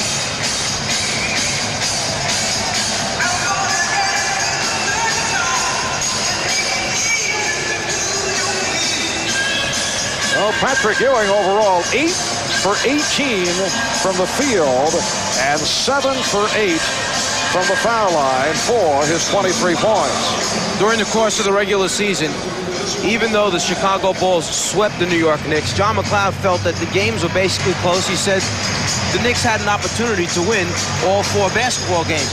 The 2 guys that really supplied the scoring besides Ewing were Gerald Wilkins and Kiki Vandeweghe. They certainly need someone else to step forward right now if they are to maintain this lead and help Ewing out down the stretch here. Neither club burning it up in this third quarter. The Knicks 6 for 19 from the field, and the Bulls are 5 out of 16. In the playoffs, these two clubs met 2 years ago. The Bulls beat the Knicks in 6. Back in 1981, the Bulls swept a 2-game first-round playoff series. The Chicago Bulls have made the conference final 2 straight years and were eliminated by Detroit the last 2 and eliminated by Detroit overall the last 3 seasons. An important factor for New York, particularly in a building like this one where the crowd is so great and they help give the home team such an advantage. When this crowd gets going, you've either got to get to the foul line or come up with a score to silence them. And Wilkins was rejected by Purdue. It will be Nick Ball knocked out of bounds by the Bulls. Brian Quinnett has come back, replacing Kiki Vandeweghe. Wilkins says, if my outside shot's not going down, I may take it to the rim. Unfortunately, Will Purdue had a different idea. Minute 16 left in the third. The Bulls looking for an adjustment of the 24-second clock. And now here is Gerard Mustaf, broken nose and all, making his return. He played 2 minutes in the first half, and Patrick Ewing will get a rest. Mustaf now operating as the backup center. Quinnett for Mustaf. Rebound Pippen, and he's fouled. That'll be 2 shots with the Knicks over the limit. It's called on Walker.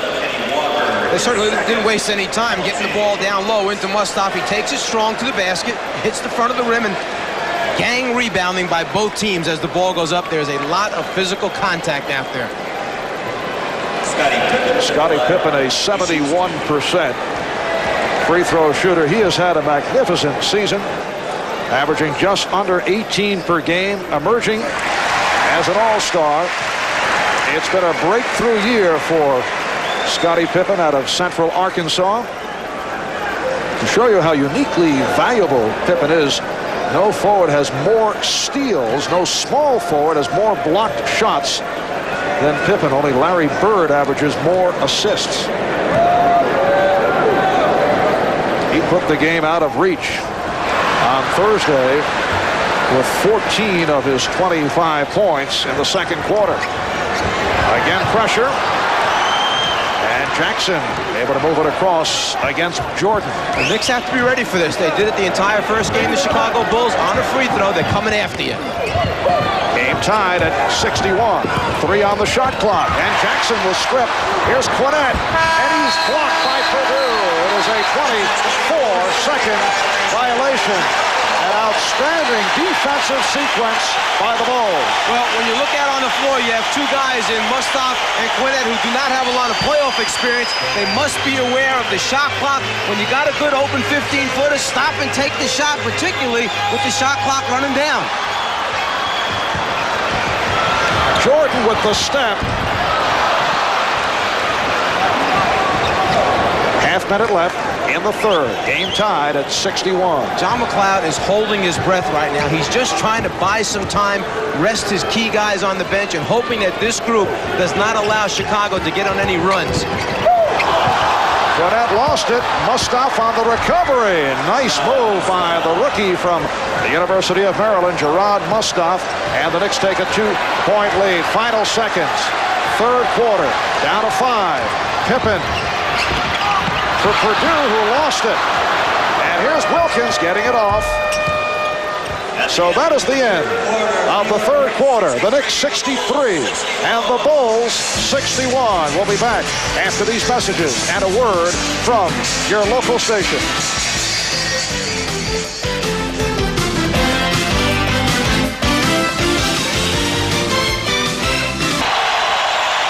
Welcome back to Chicago Stadium in Chicago, Illinois, with Mike Fratello and Joel Myers on Marv Albert as we head to the fourth quarter.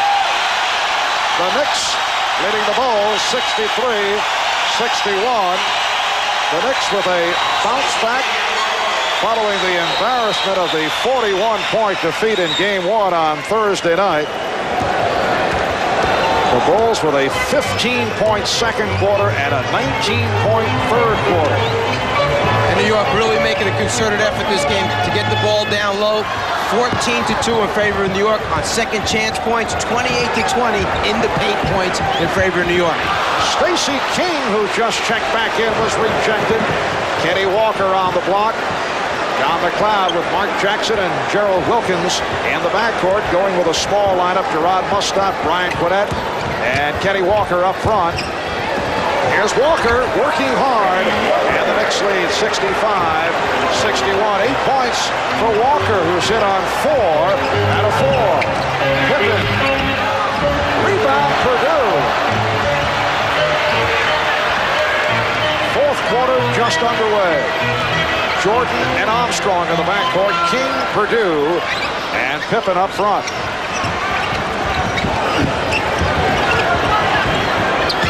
King posting up. Here's Armstrong. And the Bulls are having their shooting difficulties. Good hustle by Stacey King. And he will go to the line. Mark Jackson ran away from the open player, Stacey King. Mustaf had landed out of bounds. Unfortunately, you can't leave the guy by himself. Walker with the great rejection, which will help reduce the the field goal percentage of the Chicago Bulls. Then he comes back and posts up strong, takes it right up into King's face. Foul on Walker, his third. King is a 70% free throw shooter. And once again, gets the treatment from the crowd. The Knicks lead 65-62. And the Bulls again with their full court pressure. Sometimes they trap and double team the first pass. Sometimes they play straight man-to-man. Forcing the Knicks right now into a timeout because they could not get the ball inbounds. Minute 20 gone by in the fourth. We'll be back right after this. Welcome back once again to Chicago Stadium. I'm Joel Myers. A 3-point lead for the New York Knicks. And with me now, the president of the New York Knicks, Dave Checketts. So much speculation surrounding your head coach and Minnesota next year. What are his chances of coming back on the Knicks bench next year? And are you pleased with his performance? Well, I think John's done a great job this year. He came in under a lot of difficult circumstances. He had to take a team that was really downhearted. And he's worked very hard. But as to his chances, you know, we'll see about the end of the year before we decide that. And needs for the Knicks during the offseason. We've got to get more athletic. We've got to get open on the floor and be able to run. Thank you, Dave. Back to you, Marv. All right, Joel, the Knicks with a 65-62 lead on the Chicago Bulls with a minute and a half in the fourth quarter. Patrick Ewing remaining on the bench, getting a rest. Offensive foul on Kenny Walker. That is his fourth. Again, one of those difficult calls. Who's holding here? Is it the defensive player or the offensive guy fighting for position? That time, the hooking of the arm was quite obvious. Bill Cartwright is back, so the Bulls now with Cartwright, King, and Pippen. Patrick Ewing has returned. Ewing up front with Walker and Quinette. Bulls have a backcourt of Armstrong and Jordan.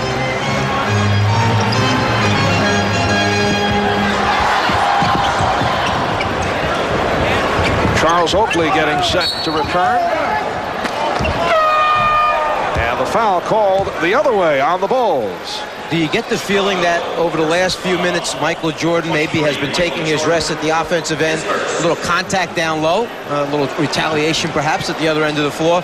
But it seems right now Jordan maybe is taking his rest. Jackson wants him on the floor for his presence, but you don't see him going to Jordan. You don't see him trying to take over the game right now. He's letting the other guys get involved a little bit more, but you can bet on it. He will be back to be heard from before the game's over. Jordan committed that last foul. The backdoor pass did not work. And back come the Bulls, trailing by 3. Jordan being played by Wilkins. Pippen. And offensive foul on John Pippen, his first.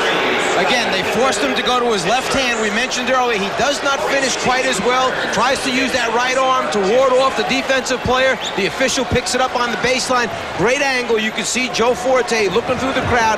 He had perfect position. Mike, as you well know, you do not want to go into the final minutes of a close ball game going up against Michael Jordan, particularly here in Chicago. No, there's no way. You need like about a 15, 18-point lead with a minute to go, and you might feel comfortable. Knicks by 3. It's been a close game throughout. 1 point Chicago led by 6. Knicks have led by as many as 5. Knicks just did beat the 24-second buzzer. Here's Pippen. Oh, what a spectacular move by Scottie Pippen. The Knicks lead is 1. Now, remember, you can't play this game on a conservative level where you're saying you want to take the crowd out of it by running the shot clock down. This Bull team gets after you. They're up, pressure, and challenging every pass. You still must be aggressive offensively. You must be assertive. Get shots up that are good shots. Now, that is not the type of shot that the Knicks will be looking for. Armstrong, and he was walloped. So B.J. Armstrong will go to the line. One of the downsides of Patrick Ewing's game has been that he will get jump shot crazy. He has a great touch from outside, there's no question, but he must give up the medium range jumpers, particularly in the double team situation, and kick it out. But from time to time, he'll take that type of shot, and it can be a crusher, as we saw. It led to the fast break. Well, there's a difference in the type of jump shot that you take. Earlier in the game, he caught the ball. He was facing the basket. He got his feet set. There was great rotation coming on the basketball when he released it. That time, he's back to the basket, feeling the shot clock was down. He spins, turns, launches it. That's not the type you'd like to see him take. B.J. Armstrong has tied it at 65. Greg Hodges replacing Michael Jordan. 18 points on 7 for 13 from the field for Jordan. 8:46 remaining in the fourth. Now, if you're New York, you're anticipating that the press is coming after this free throw attempt if it goes in. Bulls by 1, and here is the pressure. They double up on Tucker. And Oakley loses it. Foul on Tucker. The problem for New York right now is when Oakley passes and cuts through, they double team and jump the ball immediately. That means the next pass is going back to Charles Oakley. I'm not so sure you want Charles Oakley trying to lead the fast break. The hands are a problem. He's not a guy who handles in traffic real well. Tucker just takes the foul to avoid the quick layup.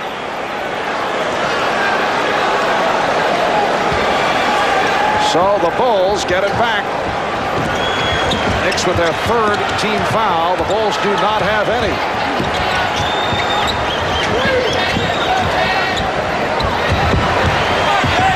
Pippen lost it. Knocked out of bounds by Vanderbilt. One of the key things down the stretch here in these last 8.5 minutes are going to be substitutions by John McLeod and the use of his timeouts to make sure this game stays on the keel that he wants it to be on. Down to 7 on the shot clock. And Pippen was blocked. He felt the shot clock was further down, and so he's just looking to pump it up. If I'm New York right there, I try and push that fast break. You got a block shot. You had a good defensive play. Try and take advantage. Don't back it out and let them regroup at the defensive end. Here's Ewing. And the call made by Jake O'Donnell against Stacey King. Ewing on the switch out, winds up on Pippen. Great challenge and block. At the other end, posting up, taking it strong. The late call, but a good call. And again, it's Patrick Ewing to the line. He is the only Knick to go to the foul line.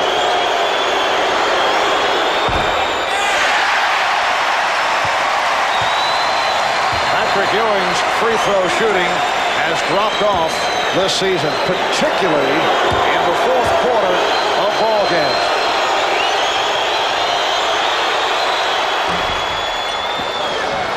The Bulls and the Knicks are tied at 66.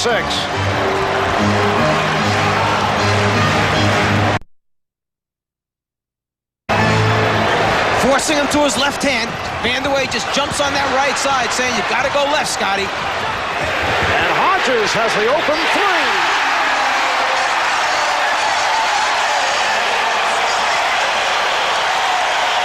Greg Hodges with his first bucket of the day, a three-pointer. The Bulls 69 and the Knicks 66. Cheeks, yes.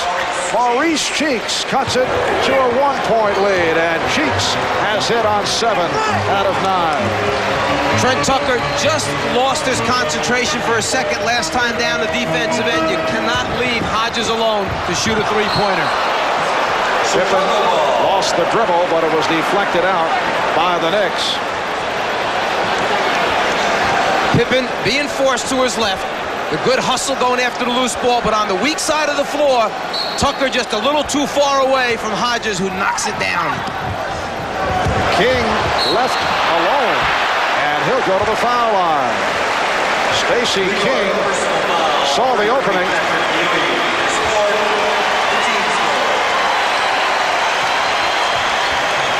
So King once again to the free throw line, where he is 2 for 3. Patrick Ewing was called on that personal. That is 4 on Ewing. 4 apiece on Ewing. And Oakley, Walker also with 4. Patrick Ewing smiling after that call. Just like a short right shoulder to the body. Sent them down. King is now 2 out of 4 from the line. A 70% free throw shooter.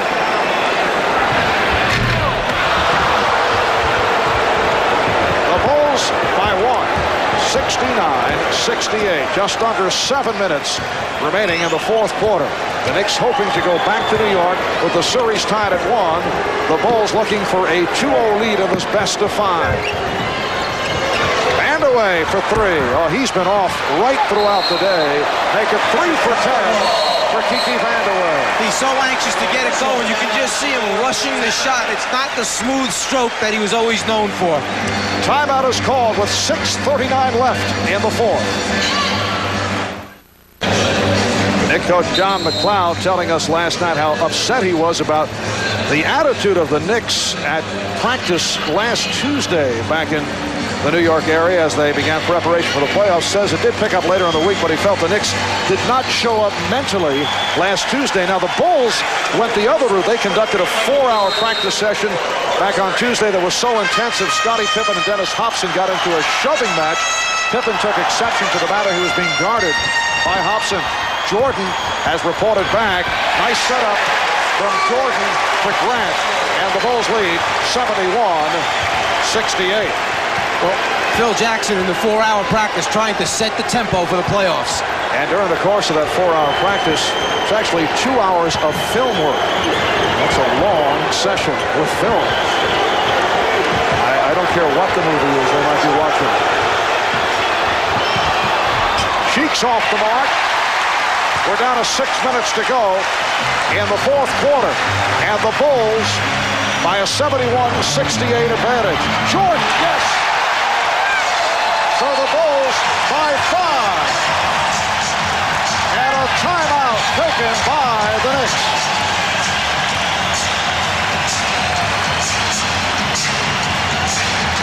This is the first time that Chicago has come down in what they call their spread set. Michael Jordan blowing by the defender. It's just a wide open court for Michael Jordan to go to work.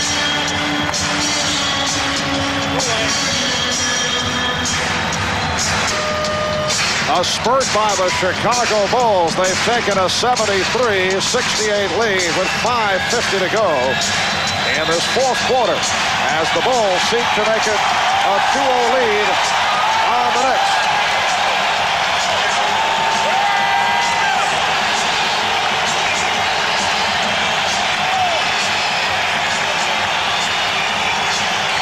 Always a terrific scene here at Chicago Stadium, one of the louder crowds in the NBA. Once again, Oakley attempting to bring it up.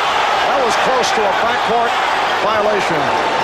always an adventure when Charles dribbles the ball. Teams that have a lot of playoff experience in big games understand that in crunch time, that fourth quarter, the defense must tighten up. In the first half of the fourth quarter, only 5 points for the Knicks. And the loose ball foul called on Oakley. That's 5 on Oakley. Patrick Ewing, since the fast start, is only 1 for his last 9. Charles Oakley, overall for the game, 1 for 7. Kiki Vandeweghe, 3 for 10, so the Knicks are not getting it from the front court. And you must understand that when your team is in the bonus situation, in other words, when they've committed too many team fouls, hustle is fine, but you've got to be smart. Don't give any easy points away to the opposition by fouling on loose ball situations, sending Grant now to the free throw line. Horace Grant is 1 out of 2 from the line. The Bulls by 6. 10 points for Grant. It's been a low-key performance by Michael Jordan. 20 points for Jordan. Pippen with 13. Grant with 11. Cartwright 10. Ewing with 24. And again, the pressure by the Bulls that has bothered the Knicks. This the biggest lead of the game. Shot clock is down to 5. And the foul called on the Bulls. You make an excellent point. After all that pressing, trapping, finally getting the ball back into the right guy's hands, Cheeks to set up. There were only 7 seconds left on the 24-second clock. By the time he threw the first pass, 5 seconds were left. Foul on Cartwright. That is his 5th.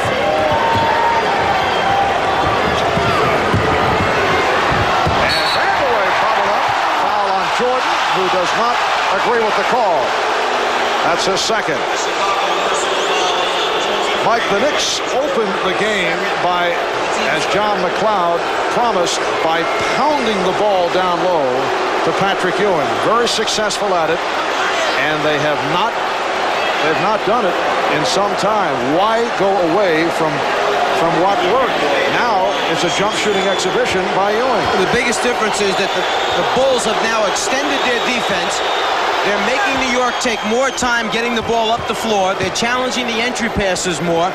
As a result, when the ball does go into the low post, if Ewing gets double-teamed and has to kick it out right away, there's only time for that one pass and the shot must go up. Earlier in the game, they got the 2nd, they got the 3rd pass. They found wide-open people with ball movement because there was plenty of time left on the shot clock. They were getting into their offense quicker. The Bulls lead at 75-70. 4:45 remaining in the 4th. And Jordan fouled. Cheeks over to help out. And he's called for his 2nd. And with the Knicks over the foul limit, the Bulls will go to the line repeatedly here in the final minutes. Chicago with only 3 team fouls. Knicks have 2 timeouts left. The Bulls 3 out of 20. So important for teams to get into that bonus situation early in each quarter. Many coaches emphasize that as one of the most important points each night. How much time do we spend in the bonus situation just building up points on the foul line?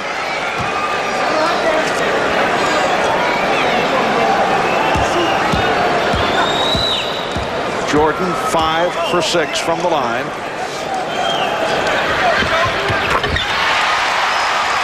The Bulls by 7.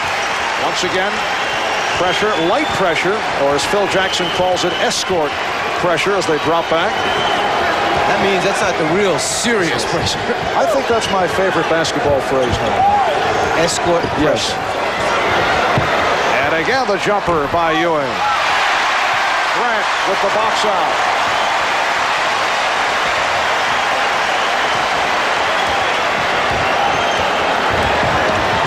Jordan dumps it off to the open Cartwright.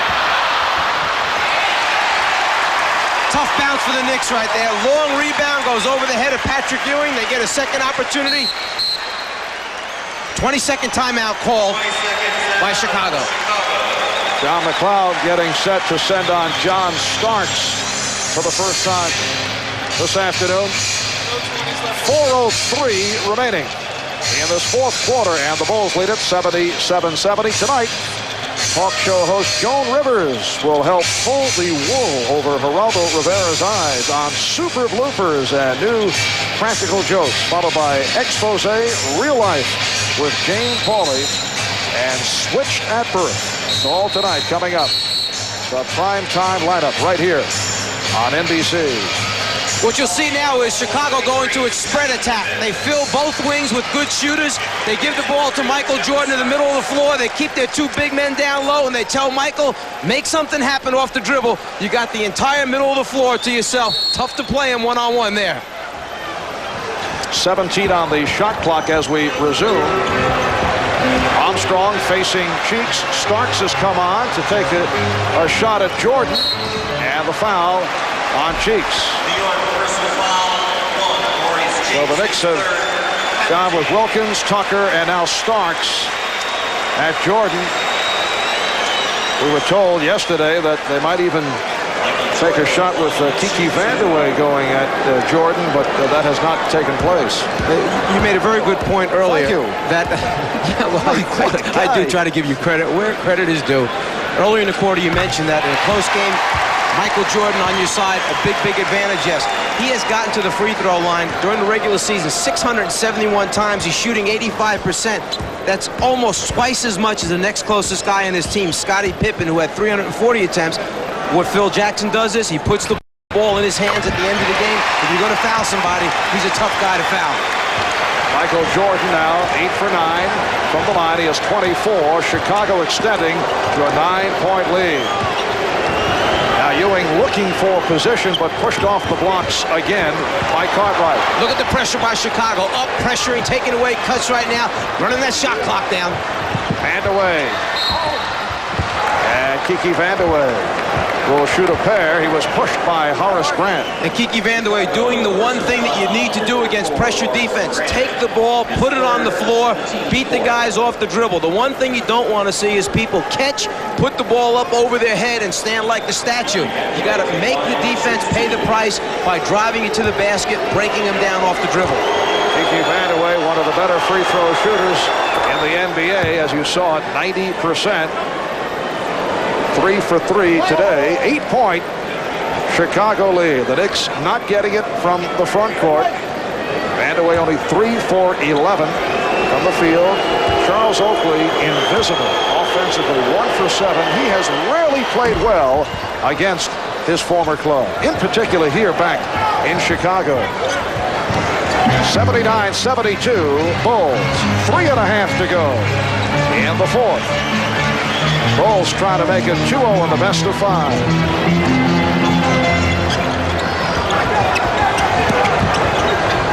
Chicago now back to running their triangle offense, their regular sets. Pippen finding Armstrong. Bulls 81 and the Knicks 72.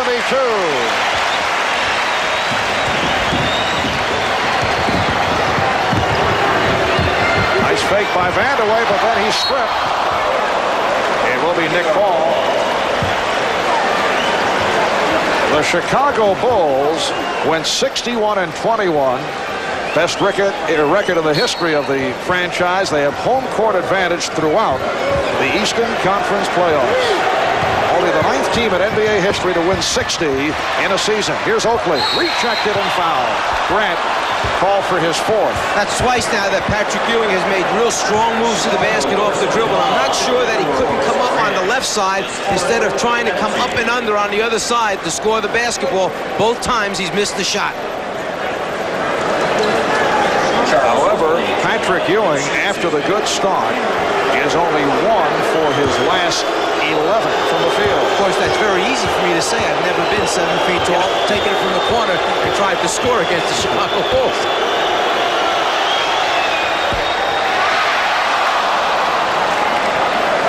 That is only the 3rd point for Charles Oakley.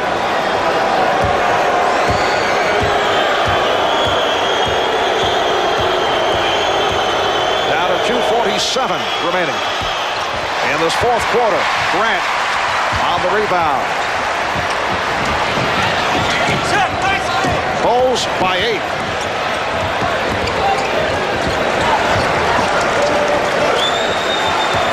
And now reversing the clock. 5 on the shot clock. Vanderway forcing Pippen left again. Cartwright. Yes.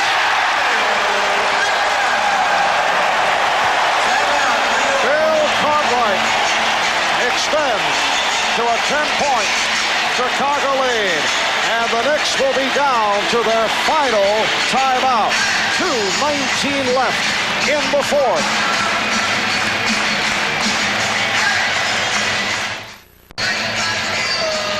After Cartwright knocks out his jumper, some coaches might have a hard time making a decision if they want a timeout, and not John McLeod with his famous whistle from the sideline.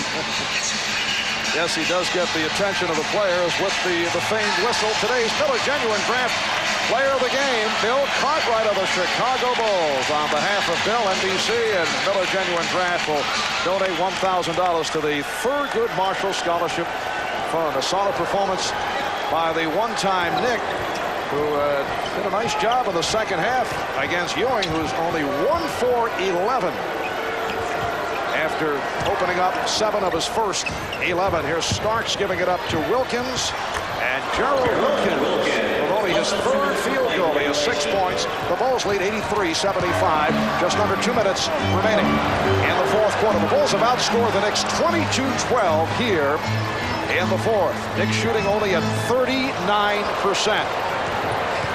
Nice balance by Pippen. And the official, Ron Garrettson, looking for help. Well, apparently a timeout was successfully called. Ron Garrettson said that, yes, he had control of the ball when he called a timeout. Starks didn't agree, but so be it. It's a timeout.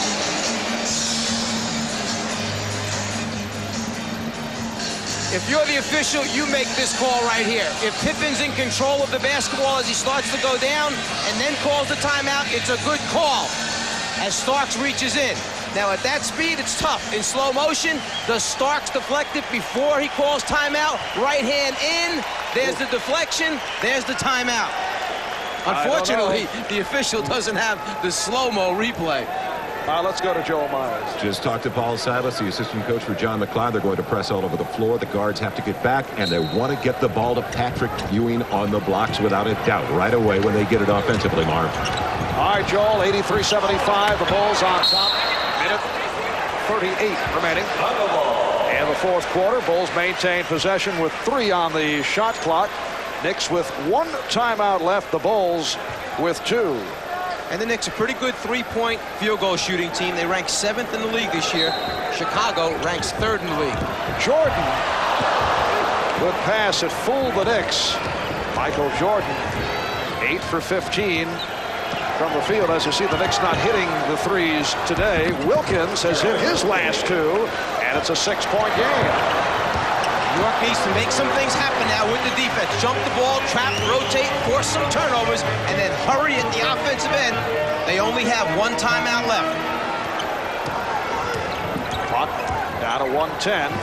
Remaining in the fourth quarter. Bulls 83, and the Knicks 77. Shot clock at 3. Here is Jordan. Yes! 2 clutch shots by the Bulls down the stretch. 1 by Cartwright, leading to the Knicks timeout. And the shot right here by Jordan, who has 26. Wilkins, and Pippen rebounds. With 50 seconds to go in the fourth, as the Bulls on their way to making it a 2-0 lead over the Knicks with game number 3 at Madison Square Garden in New York on Tuesday night. John Starks played Michael Jordan about as well as you can the last time down, and Jordan still knocked it out. Grant fouled. Ewing and Vanderway converging. It's got to be a scary feeling knowing the shot clock is going down. Jordan has the ball, and you have to defend against him. He got that arm out, challenged the shot, but Michael with the fadeaway, too tough. Ewing called for his 5th. Grant to the line. He's 3 out of 4 for the line. The Bulls enthusiastically greeting the effort. And Phil Jackson received a balanced performance today. Michael Jordan not looking for his shots. 9 for 16, 26. Usual solid game. Here's it from the crowd as he sits down. But a superb all-around effort by the Bulls. Cartwright with his 12 and did a nice job in forcing Ewing outside for a good portion of the second half. Pippen at 13, Grant with 12 points. While the Knicks, aside from Patrick Ewing, received very little help. Ewing opened up with that 14-point first quarter, but since then only 10 points. Since the first half, he has shot just 1 for 11, and for the most part, he's been going jump shot crazy, which has been the problem with Patrick Ewing and the Knicks during the course of this season.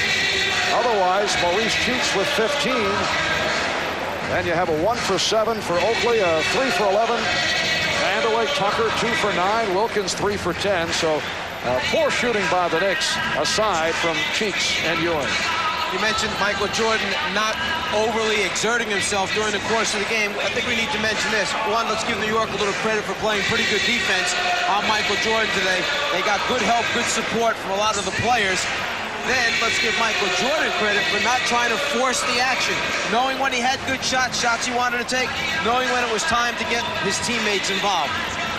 A reminder, next weekend, it'll be back-to-back days of doubleheader playoff activity right here on NBC. At this point, the telecast schedule up in the air pending the outcome of playoff games during the week. Our coverage begins 12:30 Eastern Time next Saturday and Sunday with NBA Showtime. And a look at the prime time lineup tonight. Super bloopers and new practical jokes, followed by expose, then real life with Jane Pauley, and Switched at Birth, an NBC World Premiere event.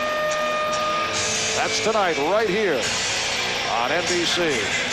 I'd like to thank our producer Tommy Roy, director Andy Rosenberg.